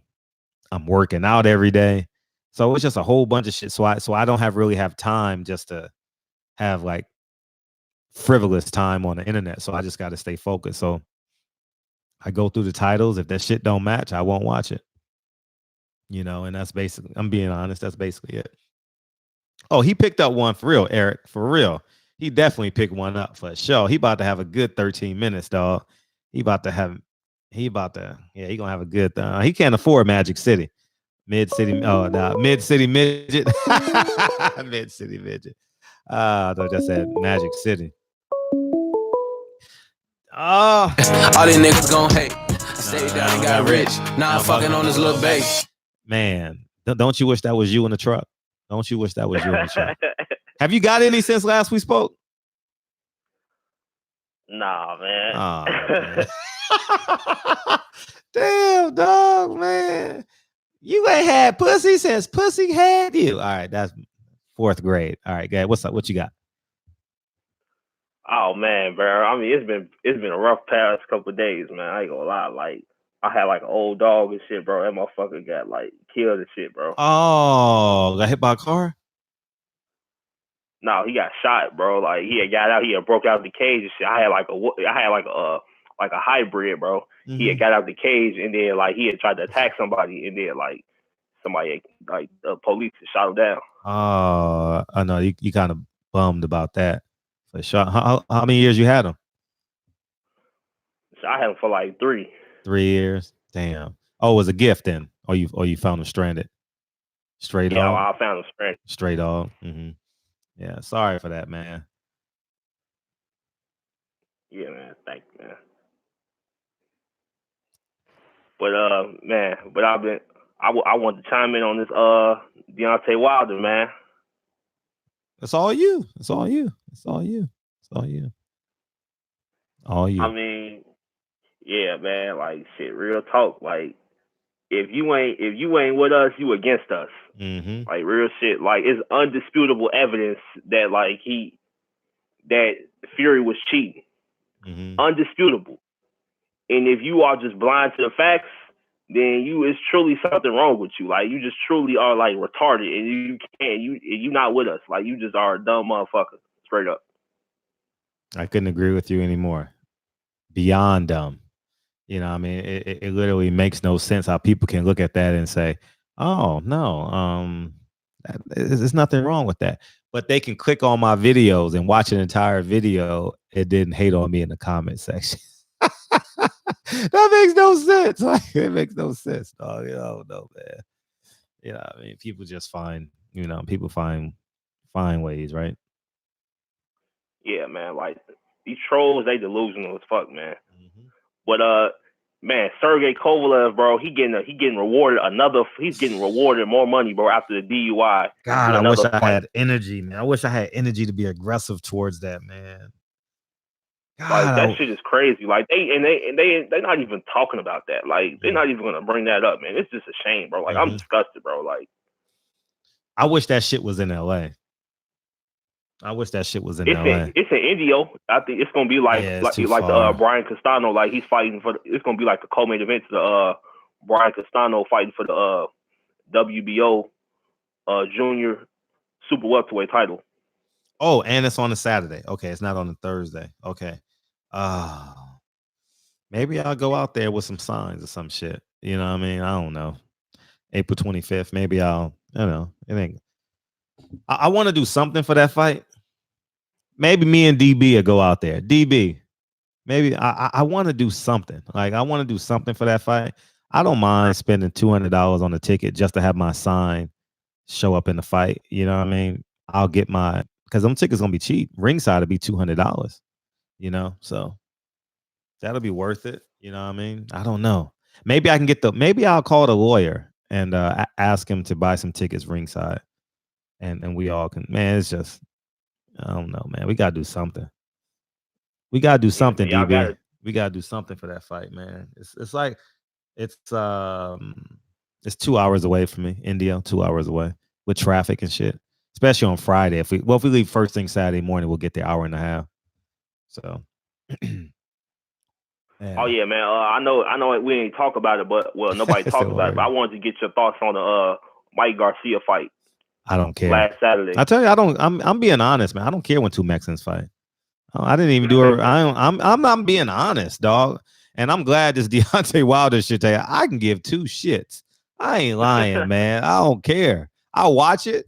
I ain't gonna lie. I watch it because I'm just a derelict as it relates to boxing, but I don't be wanting to come on here and talk about Jesse Vargas versus Mikey Garcia. I didn't even do a post-fight review.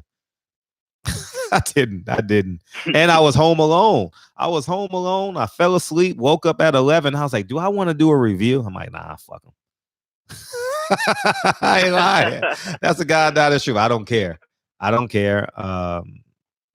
But because it's UTB, Jesse Vargas has a 7-round gas tank. And he did it against Adrian Broner. He did it. He's consistently does that, man. In the second half of the fights, he fades. However, I will say this. That fight was way more competitive than 116, 111. Way more competitive. I thought he won rounds 11 and 12, and I thought he won the first 6 rounds. So first 4 rounds, excuse me, clearly. So that's kind of, Mikey Garcia just chasing checks right now. You know what I mean? He's just chasing checks. Yeah, I'm glad he getting the bag, but it's like at like an elite welterweight, he's not beating them. Like he's not even coming close. No, he's not. But I'll give him that. Like he almost knocked Jesse Vargas out. I'll give him that. But that's as close as he will ever do to really getting a solid win over elite welterweight. Yeah. I mean, I like Mikey. I genuinely like Mikey. Like I would if I was Mexican, he would be one of my favorite fighters, but he's not. It's so many people above him. Like, what I mean? Like I respect him, when he was hot going against Earl Spence, yeah. I like his business acumen, but shit. There's so many people above him. So I don't even get to him, to be honest with you. And plus, you got Ellie. Ellie takes care of all the Garcia stuff. So if you really need a fix on the Garcias, you just go to Ellie's page, and there's nothing wrong with that. Yeah. Ellie records them every day. Yeah. But that's all I had to say, Fred. I appreciate the call. I appreciate you. Hey man. So yeah. So I can give 2 shits about. I want him to win. It's just it's really a pecking order. You know what I mean? I want to see Tony Harrison versus Charlo. I want to see them type fights. I want to see Tank and Gary Russell. I want to get excited about a fight. 317, what's up? Hello? What's up? Oh, okay. What's happening, man? What's poppin'? Who this? Hey, this barbershop conversation, right? This is brother. I'm sorry. Oh. Yeah. All right, my fault. No worries. He went outside to take care of something. You need something? Nah, I was trying to call into the station, bro, so I can voice my opinion. But oh, go ahead. I'll make sure he gets the message. Okay. All right. Well, listen, bro. Listen. We all see that, man. At this point, ain't no disputing it, man. Ain't no disputing it no more, bro. Ain't no more disputing it. The fact is, bro, they just don't want to see it. Between me and you, I think they all in on it. Yeah, that's funny. Fred thinks the same thing. That's funny. He told me that earlier today. For them to see that, bro, and then for them to tell Young Furl that they're not going to investigate it because there's no evidence, it's kind of funny to me, Buddy do got a good case, the Young Furl guy, he do got a good case, but the thing is, he gonna have to play it the political way. He can't keep coming at it like it's a white versus black thing. If you want the white folks to listen to him, then he gonna have to play it another way. He can't. If you listen to his videos, he's ranting. It sounds like he's ranting like a mad black guy. If he them to listen to him, he can't be coming at him like a mad black guy. You get what I'm saying? Like he's the mad black dude mad about Deontay Wilder's losing because he's a black guy too. If you want the white folks to listen to you, bro, you can't be coming out like that. Because shit, they just not gonna listen because they figure you a mad black dude who's mad about another mad about a black dude losing. And quite frankly, they don't give a shit. And they know he got a good case, man. I just wanted to call in and voice my little opinion, bro. That's it, man. About the whole situation, thinking about it being rigged because it's just too much evidence, man. And Buddy ass just need to just keep it off the racial topic, But I'm gonna let it go, man. Have a good night. I'll make sure he gets the message. All right.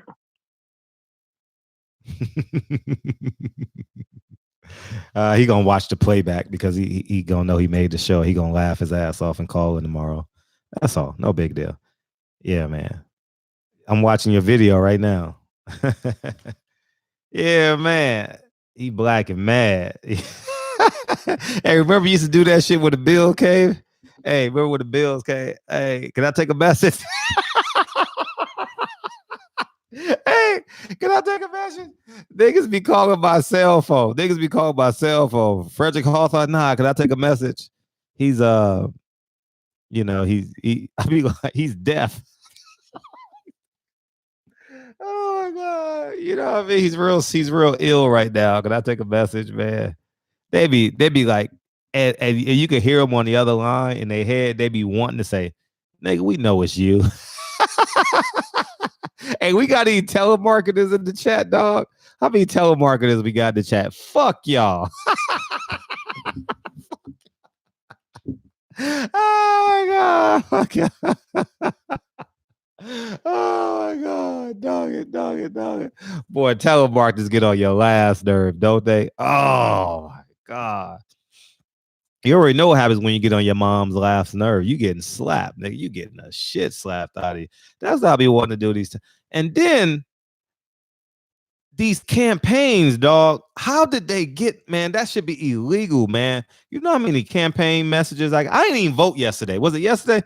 I was so focused on this and remodel. I said, I can't look at a ballot because it's gonna change my energy.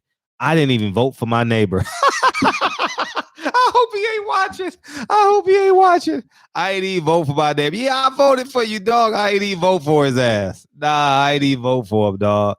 Him and Lincoln, he and Lincoln's kids. My son and his daughter goes to the same school, and he was campaigning amongst the parents. Yeah, I voted for you, dog. I ain't even vote. Fuck. He ain't watching. He probably lost, because if he would have won, I would have felt it as when I picked Lincoln up and dropped him off today. But yeah.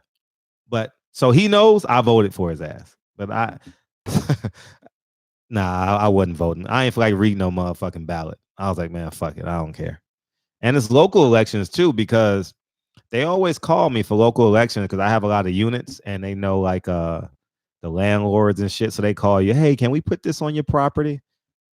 I just say yeah, and then I just go pick it up and throw it in the trash. I just throw that hole in the trash, man. You ain't, man. I just say yes and just keep it going, man. I don't, I don't want them eyesores and shit. And this is coming from a guy who ran for public office, right? But yeah, man, I don't care. Shit. I don't believe in politics not much anymore. I really don't.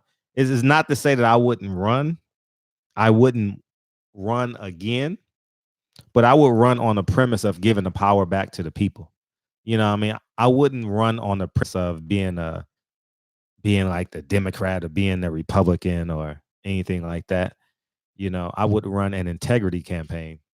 I would run a, something like that. It may be something to do. It may be something to do when Kennedy leaves. Because I had aspirations of running for mayor of Los Angeles. But that ain't happening. I rather So yeah. So anyways, man, that's where we're at, man. We can keep on going for a little bit. I owe y'all time anyway, man.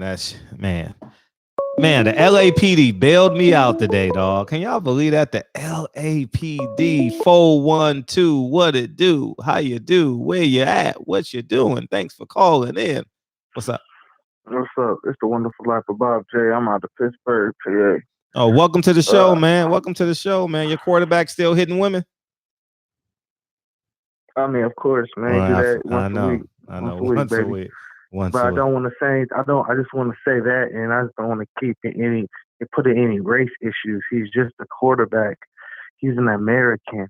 Now, if you want to do anything about it, let's just say he's a quarterback. Let's not make this a race issue. We don't want to stir any feathers, boss. Okay? I know.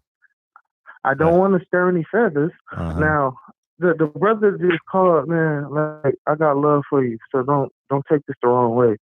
But bro, that's why we weak. That's why we hoes. That's why people don't understand. Now listen. That's why people don't understand Kanye West when he said slavery was a choice. This is why slavery was a choice. Because If you say that it wasn't, you disrespecting our ancestors. I respect Nat I want to Turner. read the chat. I respect Harriet Tubman. I respect Bass Reeves. I respect those black people that stood up and said, nah, I ain't going to deal with this. I'm going to go somewhere else. You know, and we got all these black people that don't want to admit being black. Well, Pharaoh, if you want to do something about it, he got to just say that this is just an American. And it's not because he's a black man. No, it's because he's a black man. And we standing with our black man. And that's the bottom line, man. We got to stop all this stuff where we worrying about what everybody else thinks, because you go to the black neighborhoods, brothers not caring about hurting other brothers' families. They not. They out here killing each other. They out here stabbing each other. But let a white person do some, man, let us give him a chance, man. Give him a pass, man. So what, he called us a nigger? So what, man? Let him go, man. Then a black man step on your shoes, man, I'm gonna kill that nigga. A black man have sex with your baby mama, I'm gonna kill that nigga. A black man tell your bad child that they need to stop hitting other kids, I'm gonna kill that nigga. Come on, man, let's get it together, man. And we got to stop being the first person to bring up race. If you're a black person, if you want to stand up for your side of the pond, stand up, brother. You don't got to feel bad about yourself for standing up for black people, bro. You don't have to feel subconsciously have a force to tell you to listen, man. I just want to be fair. You don't have to do that, brother. You can honestly stand with your black people and have no, what's it, unapologetically black. You can do that. It's okay. Like, and that's just my call though, Fred, because like I just woke up and I heard that brother talking. I was like, what the heck is he talking about? Why is he worrying about what other people thinking?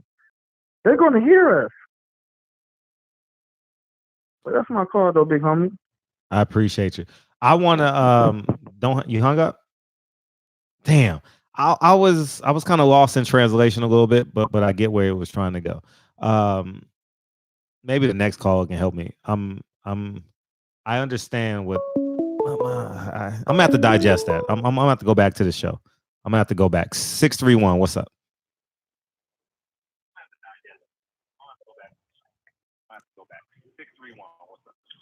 Hey, what's going on, King? Hey, how you feel? I'm all right, man. I'm checking into the show. And first and foremost, nigga, I can see you, so don't even try it. Oh. I was about to do it too, nigga. You called me, nigga. I ain't gonna even lie. I was about to get your ass. I was gonna try my ass off. I ain't gonna even lie. I was like, okay, let me try and get this nigga. He's on delay. Let me try and get this nigga. Nah, it's cool. I'm on the East Coast this year. It's my first time calling. I know it is. That's why I saw 631. I saw it. You know, it's rapping combat over here and shit. I just had to call real quick because this shit is hilarious. So I just got to say for the last call, and I know you're trying to gather your thoughts on that, and I'm looking at the live chat, and this shit, it was crazy because it was just a monologue again. Yeah. And I just got to say to that, just because a nigga wears a kufi, it don't mean that he's bright.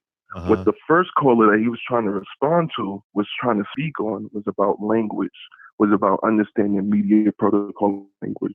All right, back up a little bit because I know if I'm confused, I know there's a lot of people in the chat confused. What was he making reference to? So he was trying to make a reference earlier to the guy, like just whether or not, like, kind of pretty much saying is brother real or not, for basically saying that, you know, like for young Pharaoh, and what he's talking about, he should just streamline the message and broaden it so it could be picked up by media instead of just turning around and being super aggressive in the videos and turning it and saying it that it's so he was talking about young Pharaoh the whole time. He was basically talking about young Pharaoh. Oh, I didn't even know. I was kind of. Man, I thought he was talking about OJ. I had no idea. No. Yeah. So he's talking about the first caller who called and said that this guy should be doing this because of that. Okay. He was talking about young Pharaoh the whole time. I was confused because I'm like, I don't know. What does he want me to do right now? He was coming in defense of that, and he was basically saying that the other guy's weak-minded, that we have to be more firm and affirm ourselves, even if it is about race. Like, we can't like just switch the code or anything like that. We can't be code switching because that just symbolizes weakness. But he was just being wild aggressive about it and rambling just now. Oh, it was OD. Okay, so if we're talking about black people, say we're talking about black people. So yeah. So a simple analogy is if Earl Spence is fighting Mikey Garcia, I say I'm rooting for Earl Spence because he's black. Yep. Exactly. And don't say he's American, right? Yeah, exactly. Yep, So he wants young Farrell to speak like that. Well, he's saying that he wants young Farrell to just maintain that message that we need to just still be aggressive, even if we get to that level of ESPN being picked up and stuff like that. We can't water down the message. We can't water it down because when we water it down, we're like bitch ass niggas. We're weak. Oh, okay. Okay. But he just went through a whole rambling circus about it. Damn, this show is growing. We're getting so many different personalities on this show. I love it, man. I'm glad y'all fucking with 100%. I'm tuned in. New media is here. New That's media love. is important because this needs to happen. I was confused. This goes back. I'm not trying to get so deep, but this goes back to even Dick Gregory and stuff like that. This is needed. This is, this is a part of the story of history. This is a part of Black stories. So it's needed. It's just in the new frontier, the new platform. You know what I mean? I got you. Because I was lost. I ain't gonna even lie. I was sitting there. I know I just jumped back into the pool, but I was completely lost when he was talking. But it was like I ordered a hamburger and a nigga bought me a hot dog. And then I ordered a hot dog and a nigga brought me a hamburger. So I'm like, nigga, where you going with it? Where you going? You know what I mean? Like I'm gonna get you. He sound like a character and I'm gonna get you sucker 6. You know what I mean? So I was like trying to finagle. Like I was trying to get the nigga, but I was like, you almost there. But nah, you forgot the salt and pepper, nigga. Like, you know what I mean? Nigga put too much oregano in it. You know what I mean? I was confused. Like, holy lie. No. I was confused. No, that's 100% though. Yeah. But as far as this Deontay thing, real quick, I just want to get some input there and some insight. I think it's very key what Grove said. What Grove said is, you cannot deny the fact that there was wiggle room in that glove. Facts. No matter what. That's a former champion. That's a white dude from his land that said that. So we cannot and it was on a mainstream show, podcast, whatever it is, whatever you want to call it. It was on the Mirror. So it's something that needs to be taken into account and just keep on it. Keep on it because this is good. You guys are doing your thing. All I just think is there needs to be a balancing act. You know what I mean? Like in X-Men, you had Magneto, you had whatchamacallit. Whatchamacallit is a candy bar. But yeah, you know what I mean. But I think what the initial caller was trying to imply was like, you need a balance to that. Whereas Young Pharaoh was a little bit way heavy and aggressive and heavy-handed with it. You need somebody who's going to be a little bit more delicate with the message to just get it out there as well too, on that level too, to just touch the, just get it spicy on that level. You know how it is, man. You see this shit. You've engaged with Stephen A. behind the scenes. You know how he can be. You understand how this goes. So it's tough to describe that sometimes to like the average everyday listener and stuff who has no experience or understanding behind the scenes or the inner workings of how this all goes. But I think it's very important what you're doing. But I think niggas need to have some dosage of reality as well. Because they're not going to their jobs with that same attitude in real life. Like, it's not happening. I got you. So that's it, man. Yeah. I appreciate you calling. Thanks for the clarification, man. Big up to you, and I'll be checking in more. I'll be checking in more. All right, one. Thank you, man. I appreciate you. Y'all niggas, stop fake fighting in the comment section. Man. Cut that shit out. We gonna need each other tomorrow. Anyways, man, tomorrow y'all gonna be friends. All right, Denard and Real Rap. I don't know what the hell is going on. I missed it. I just saw the tail end of Professor X. Yeah, that's what it was. Thank you, man. You always can depend on the old nigga that was watching the shit when it was in black and white and shit. Remember the X-Men when they was like in borderline black and white and color? Remember that shit? Remember Wonder Woman? I was on the cusp. Of color, right? 412, what's up?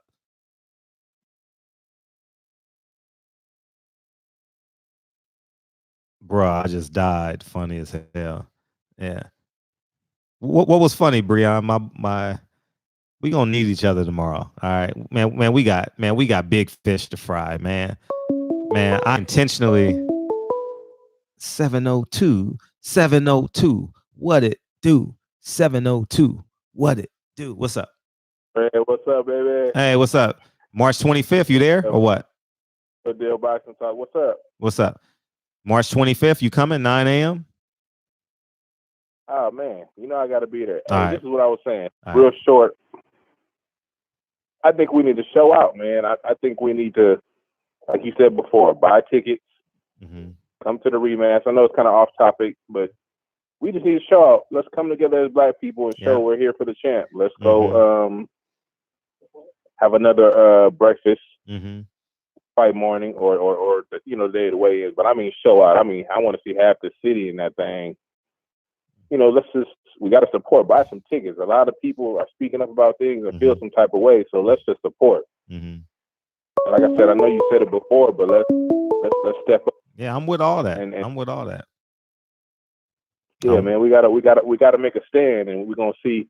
And my question to you is, you think that this is, if Wilder was in this situation, would he still have his belt? Man, I would be they would, man. Man. I mean, really, I just want to know your opinion. Would he be stripped? Would they be on top of this? Not just yet, but ESPN would put a full court press on him. Full court. He'll be on the bottom line every 8 minutes for sure. I mean, and it's no getting away from that. ESPN is biding their time, but they're not going to be able to get away from this. It's going to be hard to get away from when everybody's talking about it and no one's responded from up top. Shit, you going to kill the brand.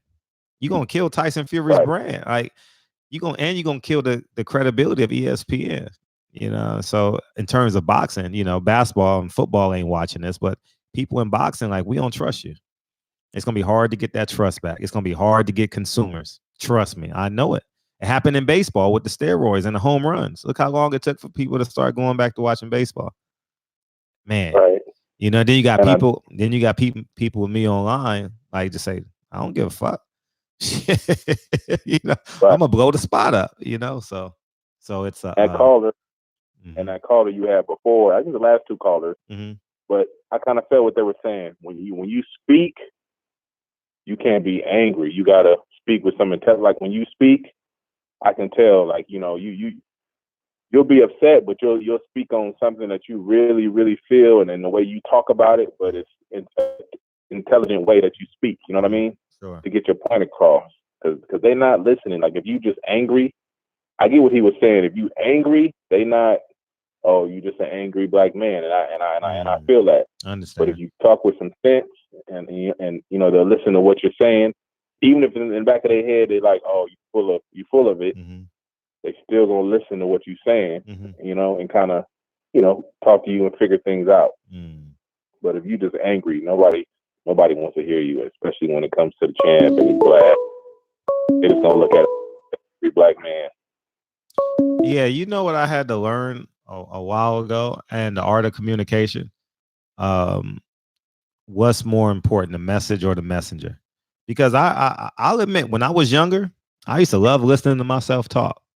I used to love, like, oh, damn, I you know what I mean? Like, especially when it came to women and shit. You know what I mean? Like, you know what I mean? Like, having the ability just to talk and they just, not necessarily a nigga. I don't really care about that. I can be a nigga around a nigga, but just like when you're winning with the women, you know what I mean? And you just talking and talking and talking. They just like, so yeah, you know what I mean? So yeah. So we got to figure out what's more important, the message or the messenger. I think we need to move as a unit too, man. Like, absolutely. Absolutely. The message. If we're going to do this, and we need to move as a unit. I mean, it's clear as day to me, but like I said, but with you running ahead, the front of everything, I think we're gonna be all right. We're gonna be all right. We're gonna make it. Yeah, we just broke up a fight in the chat. We gonna make it. We gonna make it. None of y'all niggas not fighting at 3:05. Cut it out, nigga. One got to catch the school bus, and the other one got basketball practice. Get the fuck out of here. Ain't nobody fight this motherfucker. All right, peace. Man, what you want, man? What you want? What you want? What you want? Man, I was just trying to explain because the chat got offended from what I said. I ain't trying to disrespect brothers. Nah, you good. What's up? Yeah, I just wanted to answer your question. So what you felt like I said, and maybe I can explain my mindset because I don't want to have people thinking a certain type of way. You know what I mean? I think black people are strong, but majority of them aren't, and that's how I feel. You know what I'm saying? Brothers like people in LDBC, it's a difference between these brothers and the rest of the brothers that. Oh, by the way, that do. This is the gentleman from Pittsburgh that I was confused about. I was. Yeah. Okay, so you guys know. All right, he's back. Yeah. All right, continue.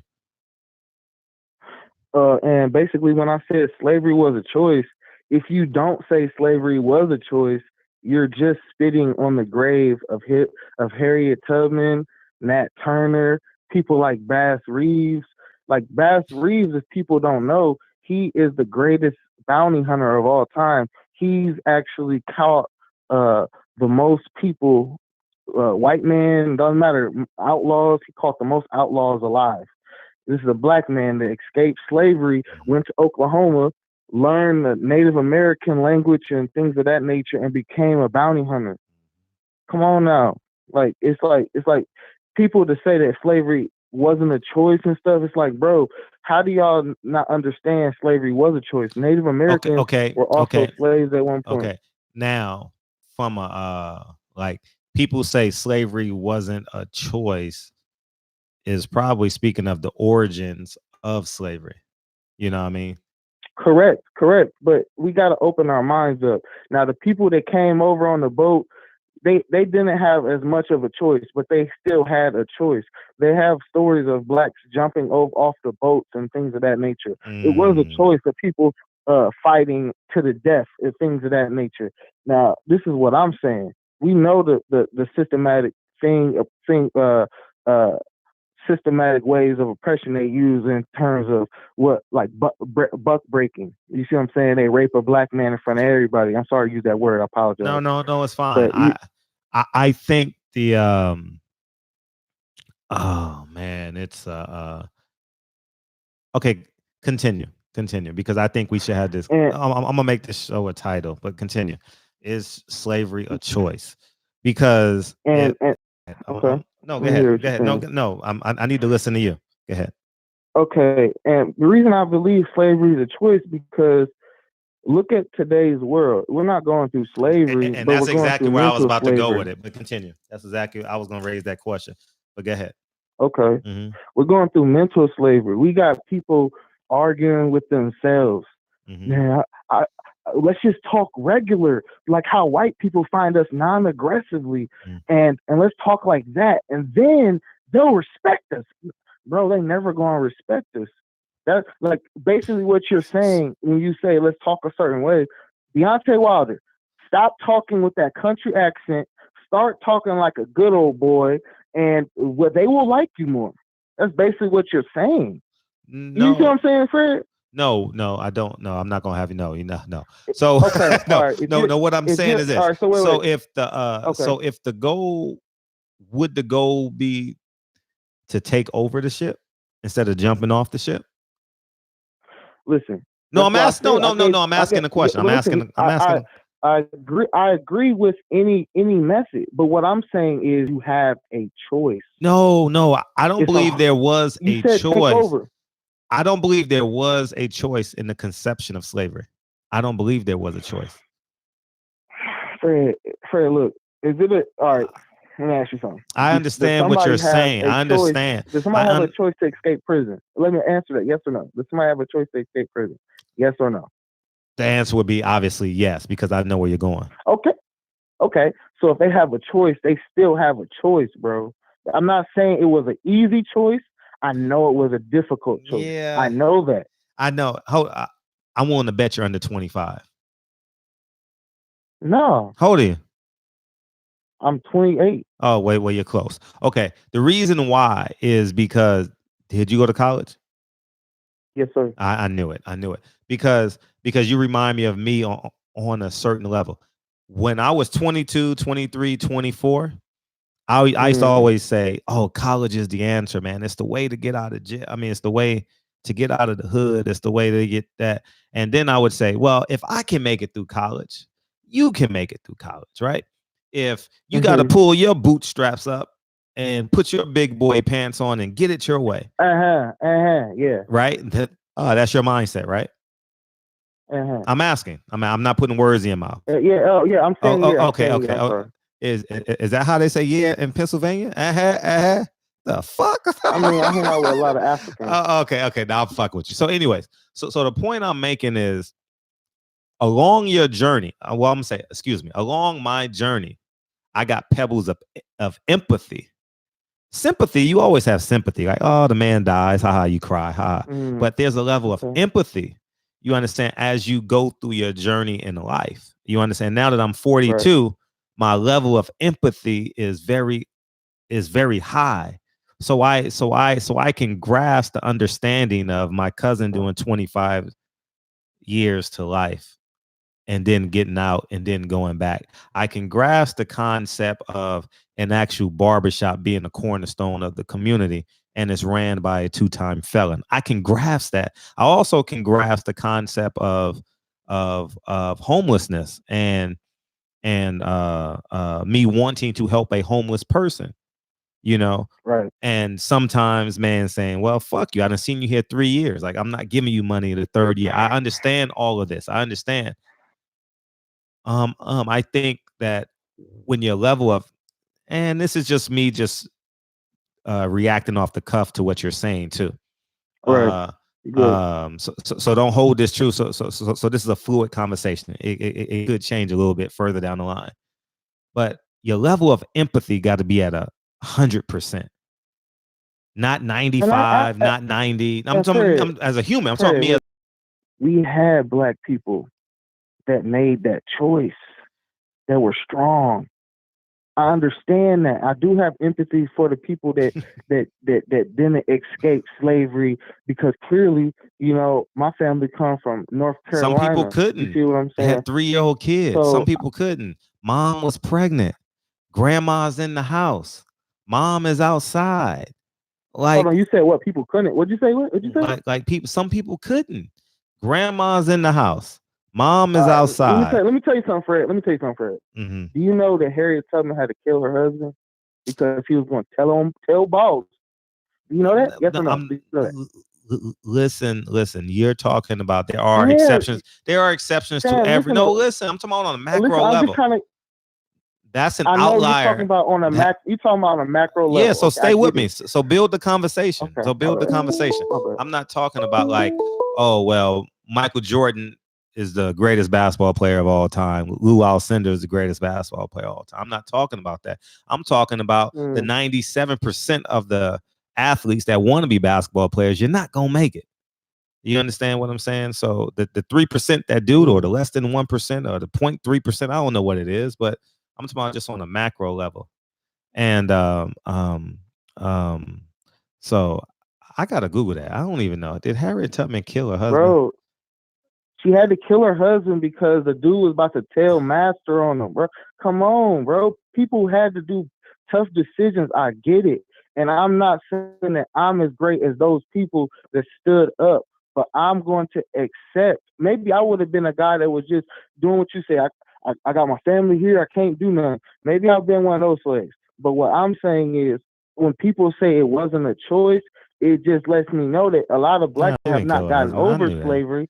And it still hinders them, Fred, because I can tell you when I spent, I'm gonna get off the line, but when I spent a lot of time in West Africa, I understood struggles. I got you next. I understood like man, these motherfuckers went through shit too. They got a slave port on the coast of Accra, Ghana. Yeah, you know what you need a dose of? You know what you need a dose of? Real life. Huh? You need a dose of real life, because you're going to learn, because you're going to learn that the people who love you most may not be the same as you, may have different life experiences, and And not everybody is going to go to college and read books and have the comfortable confines of a dormitory or off-campus facility. You understand? So yeah, I see what you're saying. So you got to take that into account. Like, I'm 42. I'm the only one in my circle right now that has a college degree. Like the guy I'm working with, he's the I'm gonna give you the example of my day, today. Okay. You see those things behind me? Those are called degrees. Those are called awards. Those are called, whatever the fuck you want to call them, right? Of course. I went from working with my the guy who's fixing the apartment. He's the expert. You see all those degrees? That don't mean shit. That don't mean shit. I'm basically his PA. I'm helping him take the trash out. I'm demoing the garage. I mean, I'm demoing the bathroom. I'm doing all this, and then at about 7 o'clock, I get a knock on the door. Knock, knock, knock, knock. I'm like, who the fuck is this? No, excuse me. No, they were downstairs, but then they came upstairs and be like, well, what are you doing here? We live here. I'm like, no, you don't. I just bought this building. So you know who else I had to depend on? Officer Bonilla, who is not a college graduate, he was a two-striper in the police department, and then they had to call the sergeant. The sergeant came from the 77th Street police station, So those were my experts. I went from you would call him a handyman, and you would call the other man a peace officer, but to me, they were experts. You understand what I'm saying? So maybe Saturday night, I'm your expert, right? Because I get the interviews for you guys, right? Sunday morning, you're my expert. Like, I don't know what you do for a living, but hey, I need new windows. You're the expert. I don't go in there and say, hey, I got college degrees. Hey, I just pulled up in $100,000 Tesla. And no, I'm being honest. I'm not bragging. I'm being straight with you. I'm being straight with you, bro. You work for everything you got. No, I don't give a fuck about that. Like really, I don't. I just do that shit because sometimes I gotta feel good about myself, and I talk shit, and I know it pisses people off sometimes. But the point I'm making is this. I don't wake up Sunday morning and be like, I need windows, but hey, I got a degree. I should be in the front of the line because I have a degree. I got something for you. Yeah, go ahead. And I see your points, but it all stems to me about our mental. What makes us up when we come up as kids. Just think about it. As kids, you grew up around black people that tell you, "Oh yeah, I'm mixed with Indian." They not mixed with Indian, but they've been told they were mixed with Indian. And then when they get their DNA test, they find out I'm not mixed with Indian. I was lied to. So a lot of things in these ideologies people have are saying that they're this and they're that. I'm not saying I ain't worried about that. But the reason they have this is because back in the day, people didn't want to accept that they were descendants of slaves. So they told their kids, "Oh yeah, we ran away from slavery and we got with a Native American tribe." That's what black people was telling their kids, and then their kids told they other kids, they kids that they had, and they went down the line like that. But in reality, less than like 1%, 2% of black people actually have Native American. Sometimes DNA. Ignorance is not the fault of the person. Sometimes. And I know that may be that may be too extreme for you to understand. And I'm gonna use me as I'm gonna give a small example. I remember this shit like it was yesterday. Like it was fucking yesterday. My motherfucking uncle said this shit to me. We were in Buffalo, New York, at a family reunion. I will never forget this as long as I live. As long as I live. I was a poor kid, food stamps, everything, whatever you look. Boom, right? We're in Buffalo, New York at a family reunion. I had to be anywhere between 9 and 12 years old. And we're at the dinner table and they're about to serve dinner. Or they're about to serve food. And I Uncle Tank, and I says, "Is that ice cream?" He says, "No, that's butter. If you went out more, you would know." See, now you understand. No, but I'm saying I remember like it was yesterday. It's stained brain. That's why I said sometimes ignorance is not because of it's not from the person. I was ignorant. My mom, I'm just being honest. I never talking about adults here though. No, you're not. It doesn't. It doesn't even then.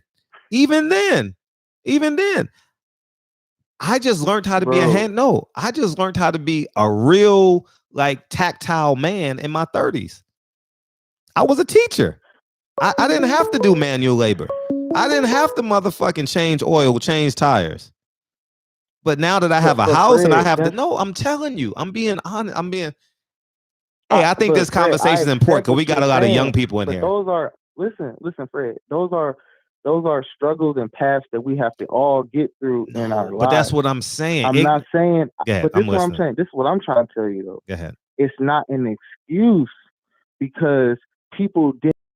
It was because it's difficult or because they didn't have the knowledge. It's not an excuse at the end of the day. Now, this is what I was trying to say. What we saying, give me or give me death. That's what white people grow up and tell their kids. They grow up and tell their kids. So I can't accept that.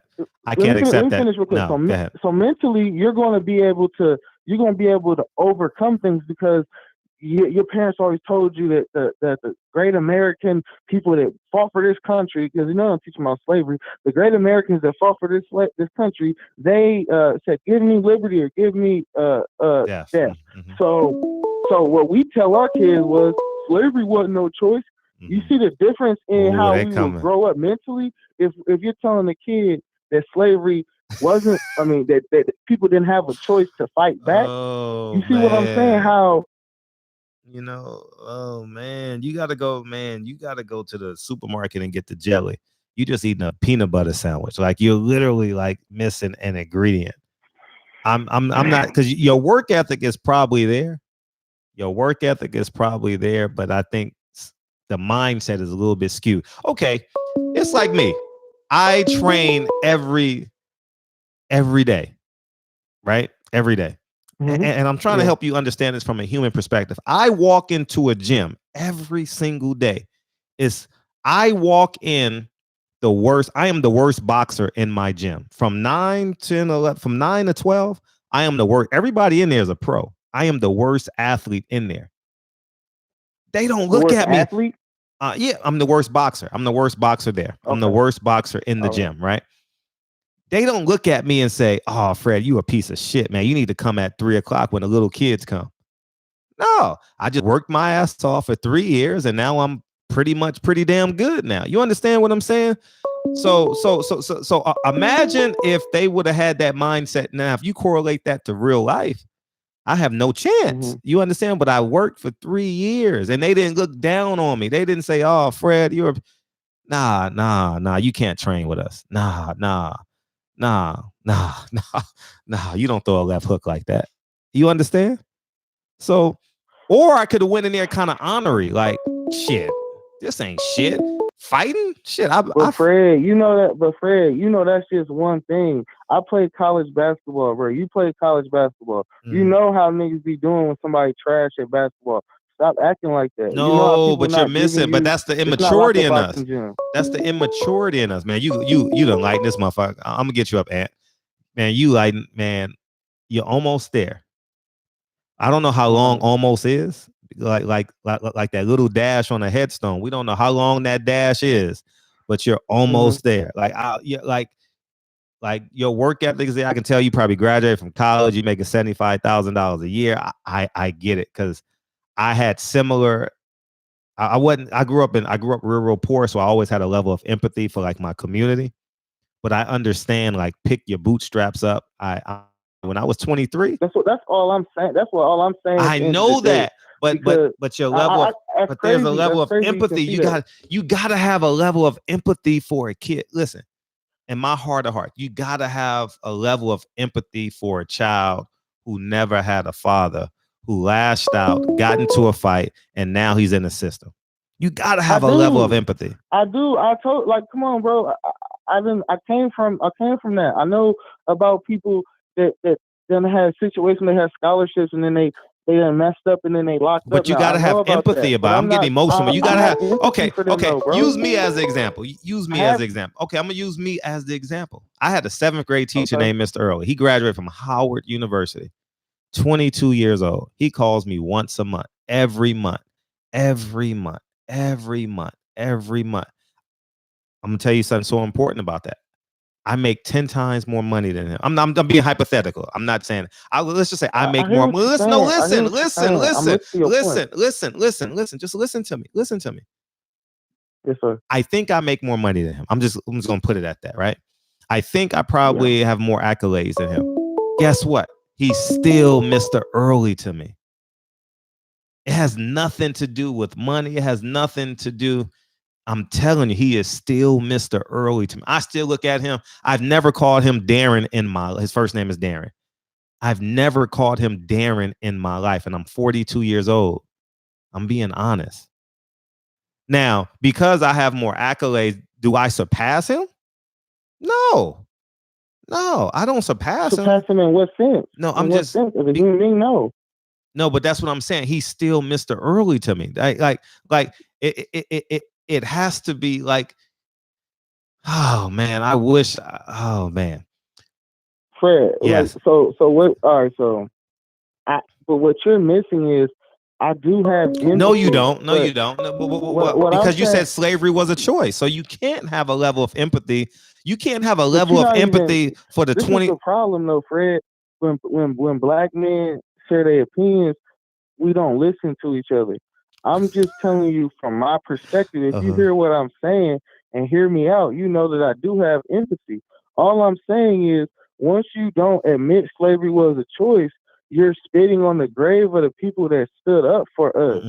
Slavery wasn't a choice. You got to hear the what premise I'm saying, of slavery wasn't a choice. You're talking about being on a plantation and Harriet Tubman saying, "Come on, let's go." That's what you're making reference to.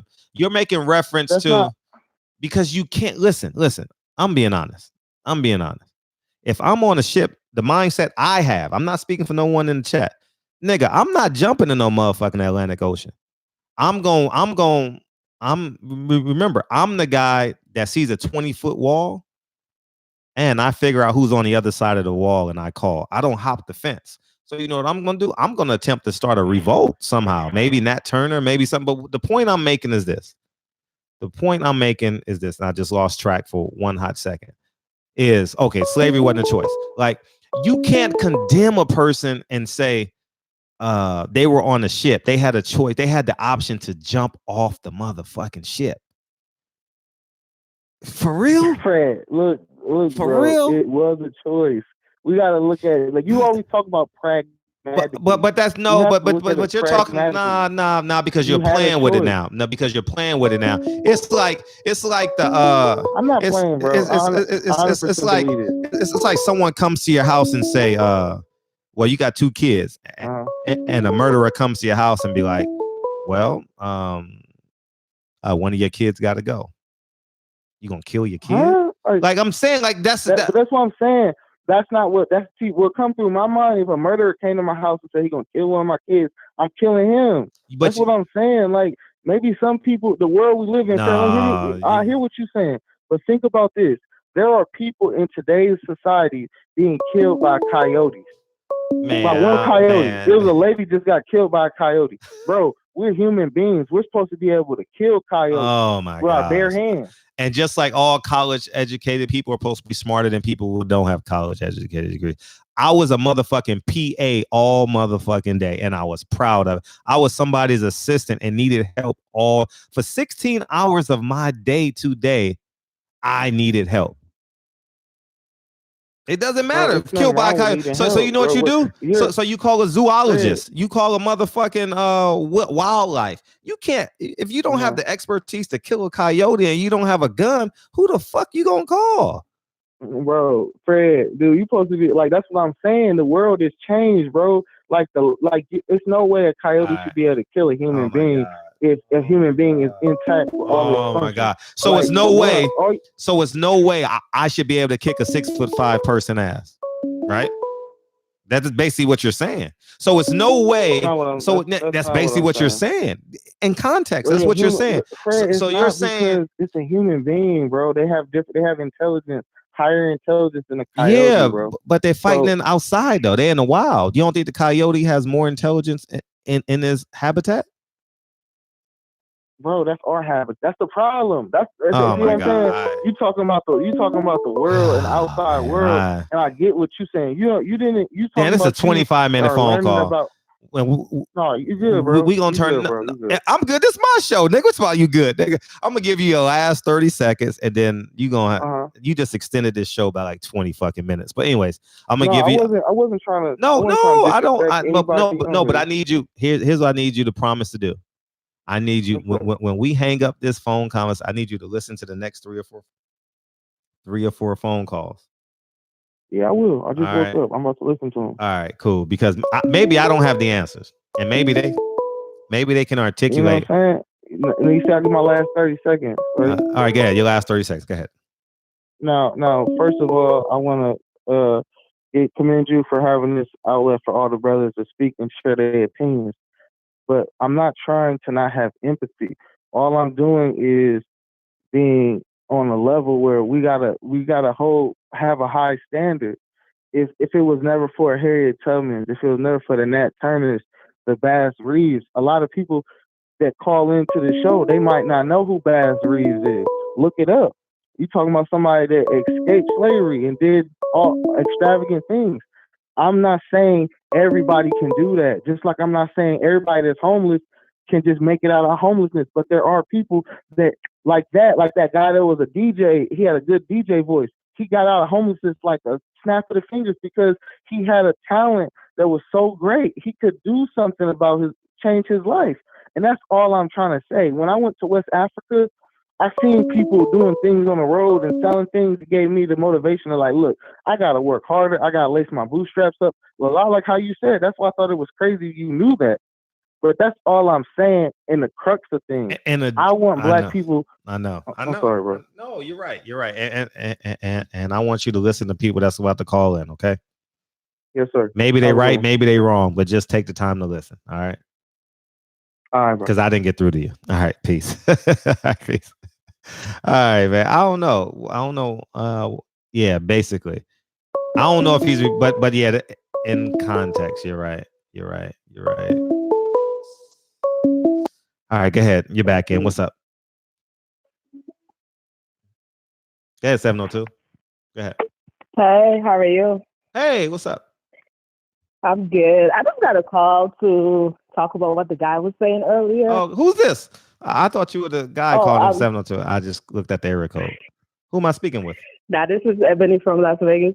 Hey, Ebony. Hey, I appreciate it. I'm glad you had the courage to call because it's all men that call. Thank you, Ebony. We got a guy by the name of JJ. He's typically in the chat, and he's a resident gentleman, and he loves to greet the women. I'm not sure if he fell asleep or anything, but on behalf of Jarvis, we would like to welcome you to the barbershop. How you doing, Ebony? Thank you. All right. I'm good. All right, what's up? First of all, I have to disagree with the caller that called earlier. Okay. That said that slavery was a choice. Oh, go ahead. I don't think slavery was a choice because if you really look at the concept of how it came about, we didn't have no choice. Even if we wanted to run away from the plantation, we was going to get killed. So 9 times out of 10, our ancestors will stay on the plantation to avoid that.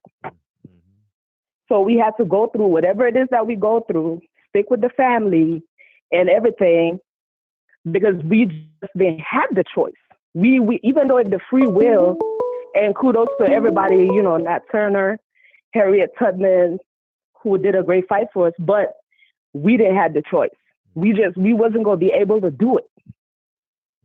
Because family was going to get killed. Our husband got killed in front of us. The kids get killed, sent off, sent off to other slave masters to buy us or whatever it is. So it was a lot of fear instilled in Black people. That's the reason why a lot of our ancestors couldn't run away.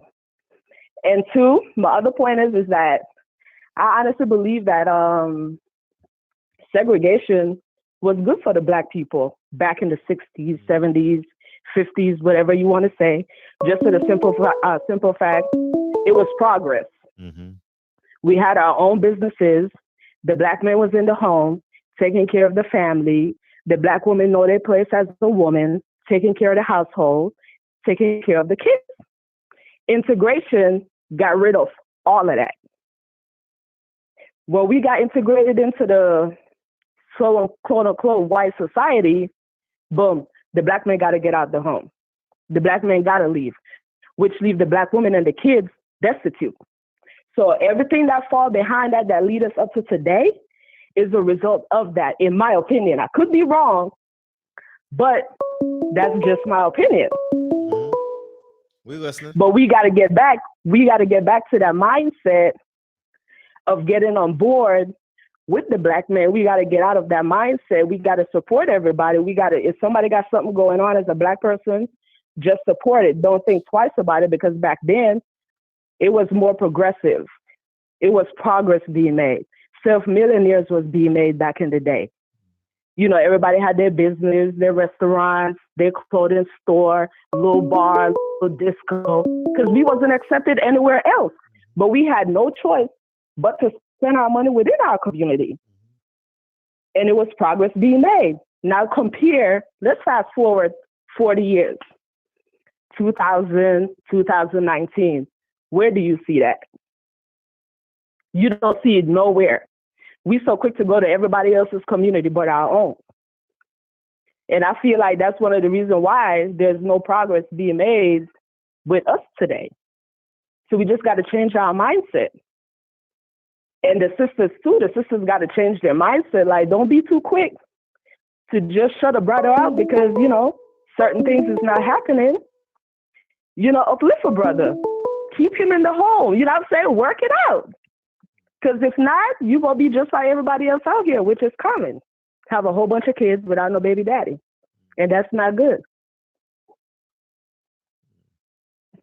And that's just my point. That's just what I wanted to say. I'm all for the family. I'm all for my people. But, you know, our sisters, even though I know you have majority male callers that call and listen to your podcast, but our sisters, man, we got to get our mind right. We got to check other sisters that's fucking up. I'm sorry, but we got to check other sisters as well. If they're not on track, we got to put them on track. You know what I mean? Because at the end of the day, a sister ain't shit without a Black man. And that's it. Thank you. And my last question, or a couple of last questions, is March 25th. Will you be there? Or you just tuned into the show? How did you find? This your first show? My guy listened to you, so I just had to I need to call in because that guy that called me kind of got my skin bored. I know. March 25th, 9 a.m. No, the reason why I was saying March 25th, 9 a.m. since you're in Las Vegas, right? You in Las Vegas? Las Vegas. Okay, great. Because March 25th at 9 a.m. Your boyfriend's a big boxing fan, right? Yeah. Okay. We'll be at the Grant Sawyer building at 555 East Washington. Okay. Petitioning for against Tyson Fury's illegal gloves. So we would love to have you there. You'll hear more about it because I know you're gonna watch the show more. And I'm looking forward to seeing you there if you can make it. Yeah, I'll be there. Okay, that's love. That's love. That's love. Thank you. I appreciate Thank you. Thank Bye. you. All right, peace. Yeah, so we got to make sure she shows up. Oh man, what you want? What you want, man? What you want? Damn, you just I got you next, Ant. Go ahead. Tay, you still want to call in? What's up? Yeah, I did. And I wasn't gonna call in again, but that dude, you know, and no disrespect to him because he's entitled to how he feels and all that. But I want to just say a couple things and I'll get off.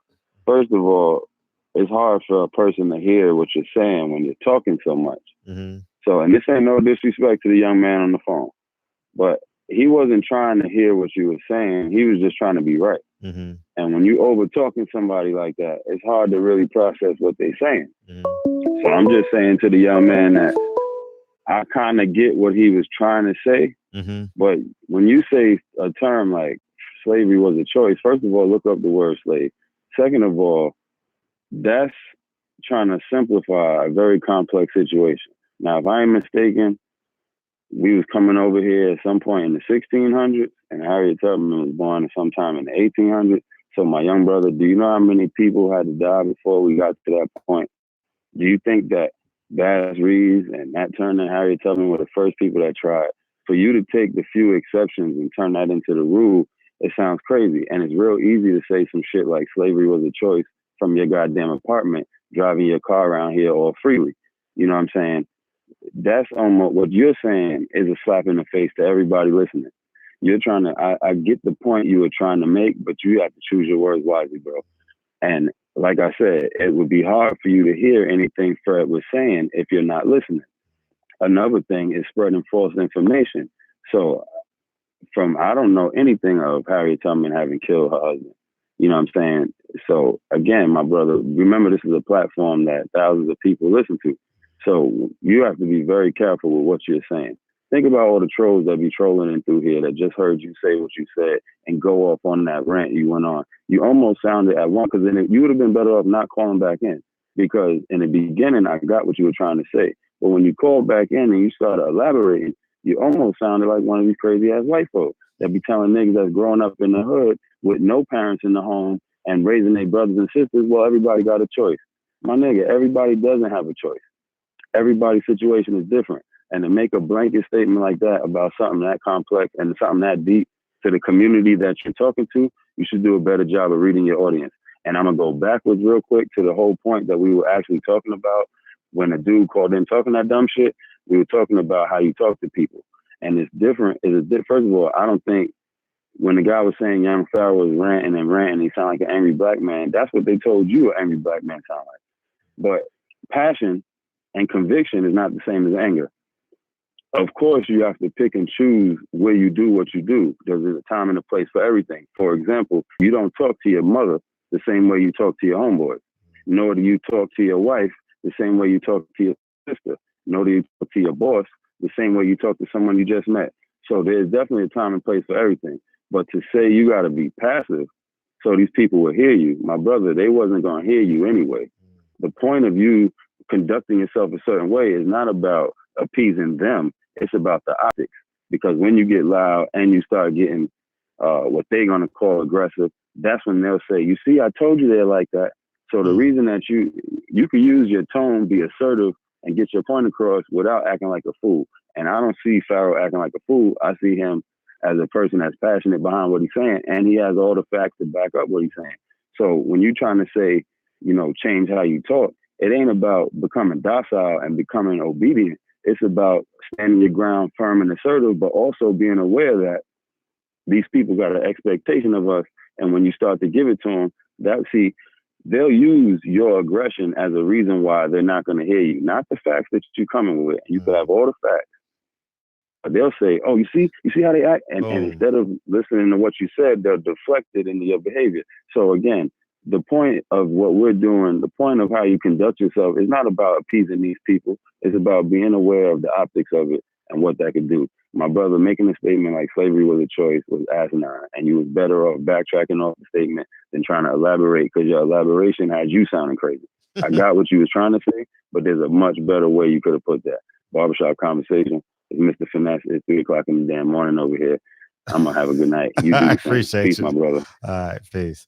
Yeah, everybody getting a little weary. But yeah, except us in Hawaii and on the West Coast. Yeah, come on, Ant. Hurry up, Ant. Oh, Reggie Owens ain't called in yet. I'll get you next, real. Reggie, yes, indeed, Owens. What's up, man? Man, what's up, man? Mr. Finesse laid that shit out perfectly. They stated everything I wanted to state. But the caller who we speaking on and addressing is never repeat anything that Kanye West has tried to put out. That's where that whole slavery was a choice thing comes from. People are regurgitating statements made by Kanye West. And that's exactly where he got that from. Choices are things that you get to choose from. our plight in this country has never been about choice. It's always been about fight. So going into the book of Kanye Genius, you need to dump it in the trash. It's the best way you read it. But I couldn't believe he said that. And like you brought up empathy about people born with this pulling yourself up by the bootstrap type shit. That is a bullshit type philosophy, and it's a bullshit philosophy that America has left a lot of people in because they refuse to take care of their people. And America owes its people a whole lot. But that pulling yourself up by the bootstrap philosophy is a bunch of garbage. But stop letting Kanye influence you on the statements that you make about slavery being a choice. But that's all I got. Miss Finesse laid it out, and I couldn't touch it any more perfectly than he stated. But yeah, I'm back in the chat to listen to the calls on that. All right, see you March 25th. yes. I'm gonna definitely try to make it because I'll be at work around. I know. I'm I'll gonna keep on plugging in, y'all. I'm gonna keep on hitting y'all on my Vegas connects. All right, peace. Yeah, but I'm gonna do everything to make it. I'm gonna slip off. I got freedom at my job. All right, sure. But I'm back in the chat. Thanks, Reg. All you and okay, my bad. Lemon tint to B12, double check the details. Gotta cross my T's and dot my I's or I can't sleep well. Oh, I get you next, OG. What's up? Yo, OG, let me go ahead and say my piece real quick because I know you want to call in and drop some good game from an OG perspective because you've been on this earth way longer than all of us. You feel me? So now he might say his dad was the first slave. That's what he might say. Yeah, that's great. That's deep, man. But yeah, man, I just wanted to touch on that was a bad joke. Bad timing. I know. Bad timing. Go ahead. Yeah, this really gave me some time to think. I'm glad that you didn't answer my call because I was very I had a lot of rage because I have a grandfather that's on my mother's side of the family. This man was born in 1930. He says, he had stories he's been telling us because he's about to pass away. He's very ill right now because his mentality is to work. Even when he had the flu, he had, all type of thing. This man is just all about work. And he says, come from being on the plantation down in Mississippi. And the mentality is you don't question master, you just work. And that's still prevalent today. So when I hear him sit on his high horse, sounding like one of them Ivy League, blackity, Negro pen type of dude, I can't dig. I cannot stomach it. It makes me want to throw up because he don't understand the struggle of living near a plantation. He don't understand what Wilder's, grandparent went through. You understand? I'm talking about like his actual grandparent went through. And what I'm trying to say is there were so many things in place. Like you had the slave code, you had Willie Lynch syndrome. You had Stockholm syndrome. Stockholm syndrome is something that is brainwashed, is taught to you day after day after day. So for him to say that you can just do anything, that's some bullshit. Because I bet you if he was in them same predicaments back then, he wouldn't have jumped off no ship. If you in chains, it's very hard to say what you gonna do. You know what I'm saying? You really have to have, like you said, those rare instances like a Nat Turner or Harriet Tubman. And just like Mary Tory's man, you had people who was doing shit like that, whereas the government, created a mistrust in the black community back then in 1710, and it was acting in Virginia, you know what I'm saying, as a legal act of releasing slaves, a good deed. So you had public policies like that was put in place. If you got any type of lip with massa, you got bug broken by these gays, especially down in Louisiana. In Louisiana, you can look it up. I'm not lying. White slave owners and white madams would bug break black men in front of black women and black children. This is all documented, and they would do it month after month. They would let people know. They would have somebody like Wilder, the biggest, tallest person. They would call him a buck and fuck him right in front of him. I know it's graphic, but stuff like that will fuck you up. You know what I'm saying? So maybe you ain't gonna say nothing, so it's just so many instances that come into being, and back in that time period. So I just think it was very ignorant of him to shit on our ancestors like that. You know what I'm saying? It's just such a smack in the face, Fred, is all I'm trying to say. Like, do you understand what I'm trying to get at with my point?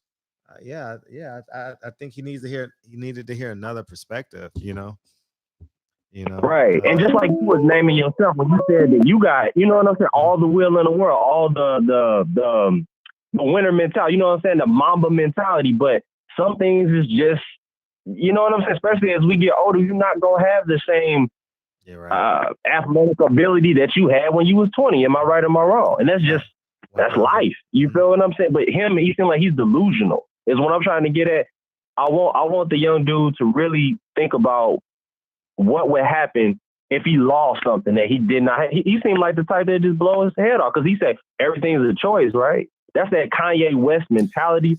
And Kanye West is out of his damn mind. Look, Kanye is a genius when it comes to fashion and all that, shoes, design, all that. When it comes to common sense stuff, the dude ain't too bright. He's not himself. Ever since his mother passed away, he ain't right. He ain't right. So that, you know what I'm saying, that's my call. I just really want people to think about that. And look up Stockholm. I want you guys to read tonight. Look up Willie Lynch Central. Look at Meritorious Manumission from 1710 in Virginia Law. Appreciate you. 818, what's up? 818. Yo, what's good? What's good? Hey, what's How up? you doing? Good. Who this? Yo, can you hear me? Yeah. What up, man? This is Rashid. I'm in the chat, and I just had to say something after I heard that young man who, you know, obviously doesn't know what the fuck he's talking or what he's talking about. Excuse my language. You know, when you're dealing with a situation like being captured, kidnapped, what choices do you have, really? You know what I mean? If you're being held at gunpoint, your only choices are die or be a slave. You don't have a whole lot of choices. You know what I'm saying? People who jumped off the boat jumped off unwillingly. You got chains on you. You're going to jump off the boat. Someone else is chained to you. Okay. And then you're chained to the boat. All right. Let's stop playing games, man.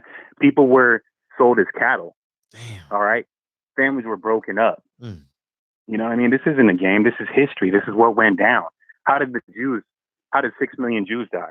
How did Frederick Douglass become, you know, one of the greatest legislators of all time? Things take time. It doesn't happen overnight. People get captured. Things happen. You know, he's going out there regurgitating some kind of, you know, motivational speaking Republican mentality that's being sold to us in books. But in actuality, it takes other factors in life to make sure you get on top. It's not just keeping a positive mind. It's not just, you know, hoping for the best. Okay. Sometimes things don't work out.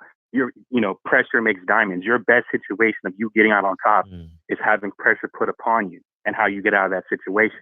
Okay. And there's certain situations you may not be able to get out of. You might live in the hood and be surrounded by a couple gangs, MS-18, and all you make is, you know, $400 every 2 weeks from Starbucks. You know what I'm saying? And to get out the hood, you got to get to that next level job, and you might have to work at Starbucks for 3 years. I've been in situations that I couldn't get myself out of, and it took time to get a better job. It took time to pull myself out. I didn't get a college degree. You know what I'm saying? I want to, but I didn't get that. You feel me? Like there's people that try to help you, and there's people who try to stab you in the back. There's people who try to use you and use your labor, okay, and live off of you. There's scams, all right? There's all kind of things you have to be careful of. And I just think that young brother's misinformed, man. He really is. Don't just regurgitate some Kanye West line talking about slavery's a choice, okay? Your choices were be a slave or die. Those were the choices, okay? You still with me, Fred? Yeah, be a slavery or die. God damn. Ooh, that's harsh. Okay, all right. This is our history, and he needs to be proud of our history and what we built. It's not something that we need to run away from. We're still here. We're still here on this country with businesses, black billionaires, all kinds of things going on. It's a different time. Mayweather. Okay, our struggle that we came through is what made the Black American race the most transformal, educational, strong human being on this planet. Okay, there's nothing like us out there. There just isn't. Okay, where'd the civil rights movement come from? Us. Okay, who brings all the other races together? We do. So don't talk to me about what we need to do and how we need to lead. We've been leading. We're still trying to pull everyone out the fire. Okay? All right? And there's a black unification going on between African Americans in Africa. Let's talk about that. Okay, let's talk about where we're going at in the future. Technology. Okay, no one has a losing mentality. All right, we got to band together as a community. How about that? Forget the individuality. How about we band together as a community and we help each other? We pull each other out of this situation. Start doing black education schools, black banks, more black oriented things, so we can stop demonizing each other and stop having. And I'm sorry, I hate to say this. The reality is what it is. But we're demonized by other cultures, by other races. They don't like us because we're black. That's a fact. But we fight against that and we strive for better days. You know what I'm saying, Fred? 1000%. I get you. You know, so that was really disappointing hearing that. But you had him cold because you knew he was a youngster. Mm-hmm. Okay, he didn't want to listen. Okay, you're double his age, and you got some lessons he could have learned from you, but he's just going off of, you said it perfectly. When you're younger, you like to hear yourself talk and you think you know everything. Mm-hmm. I was the same way. Okay. There's things you don't know. There's circumstances you'll find yourself in that you can't pull yourself out, that you have to endure. And then eventually you find your window and then boom, you get through there like a rapper, you know, finally writing, you know, 400 songs, 1,000 songs, and the next thing you know, he gets that call. Big facts. Facts. You know, You're right. You know, Kobe worked hard as fuck his whole life. Made it till he's 18. He didn't make it till he was 18. You know, magically. He worked hard for that. It didn't happen overnight. He wasn't 3 years old dunking on fucking Jordan. No, it took time. You know what I'm saying? And it took years for us to get out of slavery and bondage. You know what I'm saying? I see you laughing over there. It took years for us to get out of slavery. But you're and right, bondage, though. brother. You're right. You know what I mean? That simple metaphor is important. You know, and I'm gonna talk on it briefly. At first, I was watching the second fight. I didn't see too much of the first fight, just the highlights. I saw the second fight, and I thought to myself, "Damn, you know, I didn't like seeing Wilder lose like that." I wasn't fully invested in Wilder. I was only in like 80% as far as commitment, as far as being my favorite heavyweight. He was my favorite heavyweight, but Fury was close. AJ was close. I wasn't playing favorites too much like that. I wasn't there in the beginning like y'all. I give y'all mad credit. Everyone in the chat, you, BB, Farrell, all these other people from years, even before, back in the day, everyone who was rocking with Wilder from the beginning, I give you motherfuckers a lot of credit because, excuse my language, because I didn't know. Once I saw the second fight, okay, and then I started to see videos about cheating gloves and stuff like that, that's what really made me understand the type of person Wilder is and the type of animal he is. He's really cut from a different cloth. He's really something special. He really is. You know, so they cheated my dude, man. They cheated my boy. You know what I mean? They really did. You know what I mean? They did some janky shit. You know, look at the interviews. Look at it, like how everything was set up, man. Why you have 4 trainers like that? All of them legendary cut, man. But you still got your bum ass trainer with you, who was accused of doing this shit with gloves with a sparring partner. The sparring partner that he was training with. Okay, they were training for the Wilder fight. Why would you take janky ass gloves and train that whole time with those gloves for the fight, and then you get to the fight and now you're boxing with regular gloves? Come on, man. Stop that. Stop the nonsense. Okay, stop the nonsense. Y'all need to cut it out. All right, this shit's real. They've been fixing boxing fights. They've been doing janky shit. They've been doing stuff. You know what I'm saying? So we gotta just realize this went down, speak out against it, rise up. We don't have to do nothing violent. We speak out against it. We stand by our boy who stood with us, okay, representing black culture. That's all he does. Who else is doing that like that? You want to come in with a Kanye metaphor? Kanye's trying to work for Louis Vuitton. Walt That's Disney. Where he's focused. Walt Disney. Steve You know Jobs. Yeah, I remember that speech. I remember that speech. Okay. Where's these other brothers representing black culture? Where are they at? Okay. Deontay knows what it is. He knows what's going on. And he threw us up there with him. He didn't have to do that. He could have jumped in his fucking Rolls Royce and pieced out. Yep. Facts. You know what I'm saying? So I'm standing with Wilder from now till death. This is deeper than anything. You know, people need to realize this is a unification process that's happening. And unfortunately, we needed something like this to happen to show us how strong and how committed and how much we care about each other. You know what I'm saying? They tried to do my boy dirty, man. They really did, man. You know, they tried to paint him as the dark demonic person, and Tyson Fury, even though he's a gypsy, and I don't want to get racist, he's the Christian guy. He's the Christian. Yeah, that has such He's the irony. one that we should be like. That has such irony, right? Gypsy Christian. It's crazy. How is Wilder a bad boxer? He got 41 knockouts. He knocked out everyone except Fury, but he can't box. They got to stop this, man. It's. I'm gonna leave you with this last thing, my brother. There's a boxing mafia by the name of MTK Global. Okay, that's Tyson Fury's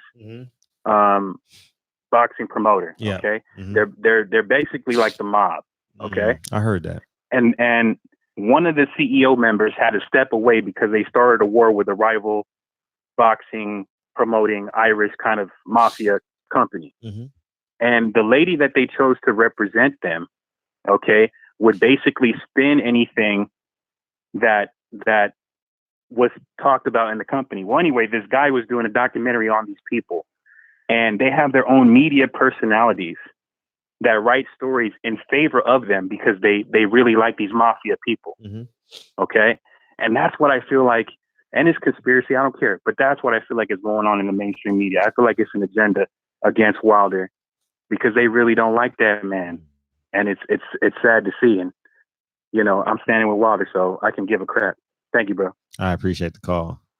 Appreciate the call. You got it. All right, we got one more call, y'all. One more call. Whoever it is, that's who it is. Like, I gotta go to bed. Oh man, y'all killed my run tonight. What up, man? How you feel, man? Excited to call in tonight, huh? All right, man. You know I had to come save you, save everybody. Thank you. I appreciate it. Yeah, listen, I know we got started late, so I know it's time to start wrapping it up. You know what I'm saying? We done had about 1,000 people, now we down to about 300 people in the chat. So, you know, hey, listen, I know it's time. But on the 25th, we got it cracking, and then after that, early summertime, we got Tank and the Chump getting down, and we're gonna do something big out here in LA. So yeah, we will. Yeah. Let's get it ready. But hey, right after this, Fred, put the music on. All right, peace. Thank you, DV. Thank you, dog. Thank you. I love all y'all niggas, man. I ain't gonna lie, but I'm tired to the motherfucker. I gotta go to bed. Fun fact: City of Hawthorne is LA County named after that. Fun fact. I love all y'all. We made it through another show, man. Great show. Hey, you know what I was thinking too? It's amazing how one phone conversation can change the dynamic of the call, which is a great metaphor for slavery was a choice. One incident in your life can change your life forever. It's amazing. It's amazing. And Fresh Muir, Real Rap. Who else in here? Omega Red, KC Virgo, Andrew Charles, Straight Drip. Tomorrow's show gonna be hot as hell. Now y'all better be in here. It's gonna be hot. It's gonna be hot. Donald Simpson. Maybe we'll take a break from boxing. Maybe we'll take a break from boxing and talk about something else. You know what I mean? Maybe we'll do that. And who else we got in here? Unspoken Voices. She couldn't go to bed. Selena, you couldn't go to bed, huh? Selena, you couldn't go to bed. You tried, huh, Mr. Finesse? She tried, Mark Wonderlick. Hey, Rashid Gordon, appreciate you. Breon, I appreciate you, man. I made it through it. Dinar, y'all good now? All right, man. What up, Omega Red? I ain't beating up nobody. Hell no, I ain't doing that shit. Sunline, you made it through the whole show, huh? This your favorite part? Cause the devil is a lie. I'm telling you the truth. It's only what you do. So things you gotta do. Hey. Yeah, y'all took my running time. I ain't running now. I was gonna run after the show, but I ain't doing that now. What up, JJ? Nassim the Dream. What up, Cash G? Muir. Ant Fresh. Who else we got? Number One Streetwear, man. I appreciate all y'all motherfuckers coming in here, man. Thank you. And I appreciate y'all waiting on me too, because I wasn't gonna miss this show. I definitely wasn't gonna miss this show. I couldn't wait to see y'all tonight. For sure. What up, G5? You made it. You made it through the whole show. Damn, I appreciate that. I appreciate that. Ain't shit else on but infomercials. I saw Sports Center at 8 o'clock. You don't need to listen to that. Watch that shit. You know what I mean? Typo, sleepy status. Fred not whooping asses a lot. Man, hell no.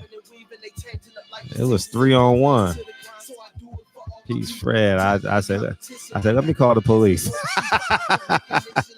I have my worker in there. We probably would have made it out alive, but nah. I need to get these summer guns out. The LAPD did the right thing tonight. They did the right thing tonight, man. Damn. That might be my first pot. Man, I couldn't tell you. But this the last hook, y'all. Y'all ready? Wake your girl up. You need some pussy anyway. Wake your girl up. Here we go.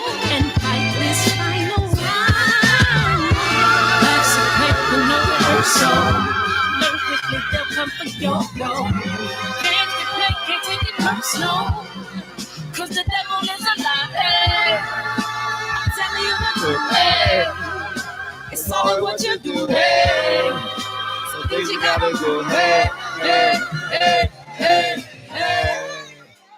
I love y'all, man. We be in this motherfucker tomorrow. Tay, put in that work, man. Wake your girl up, man. Wake your girl. She on us. Hey, I ain't gonna lie. She on her side right now, waiting on your ass. You listen to that little ass, dark ass, ugly nigga Fred. She got her legs.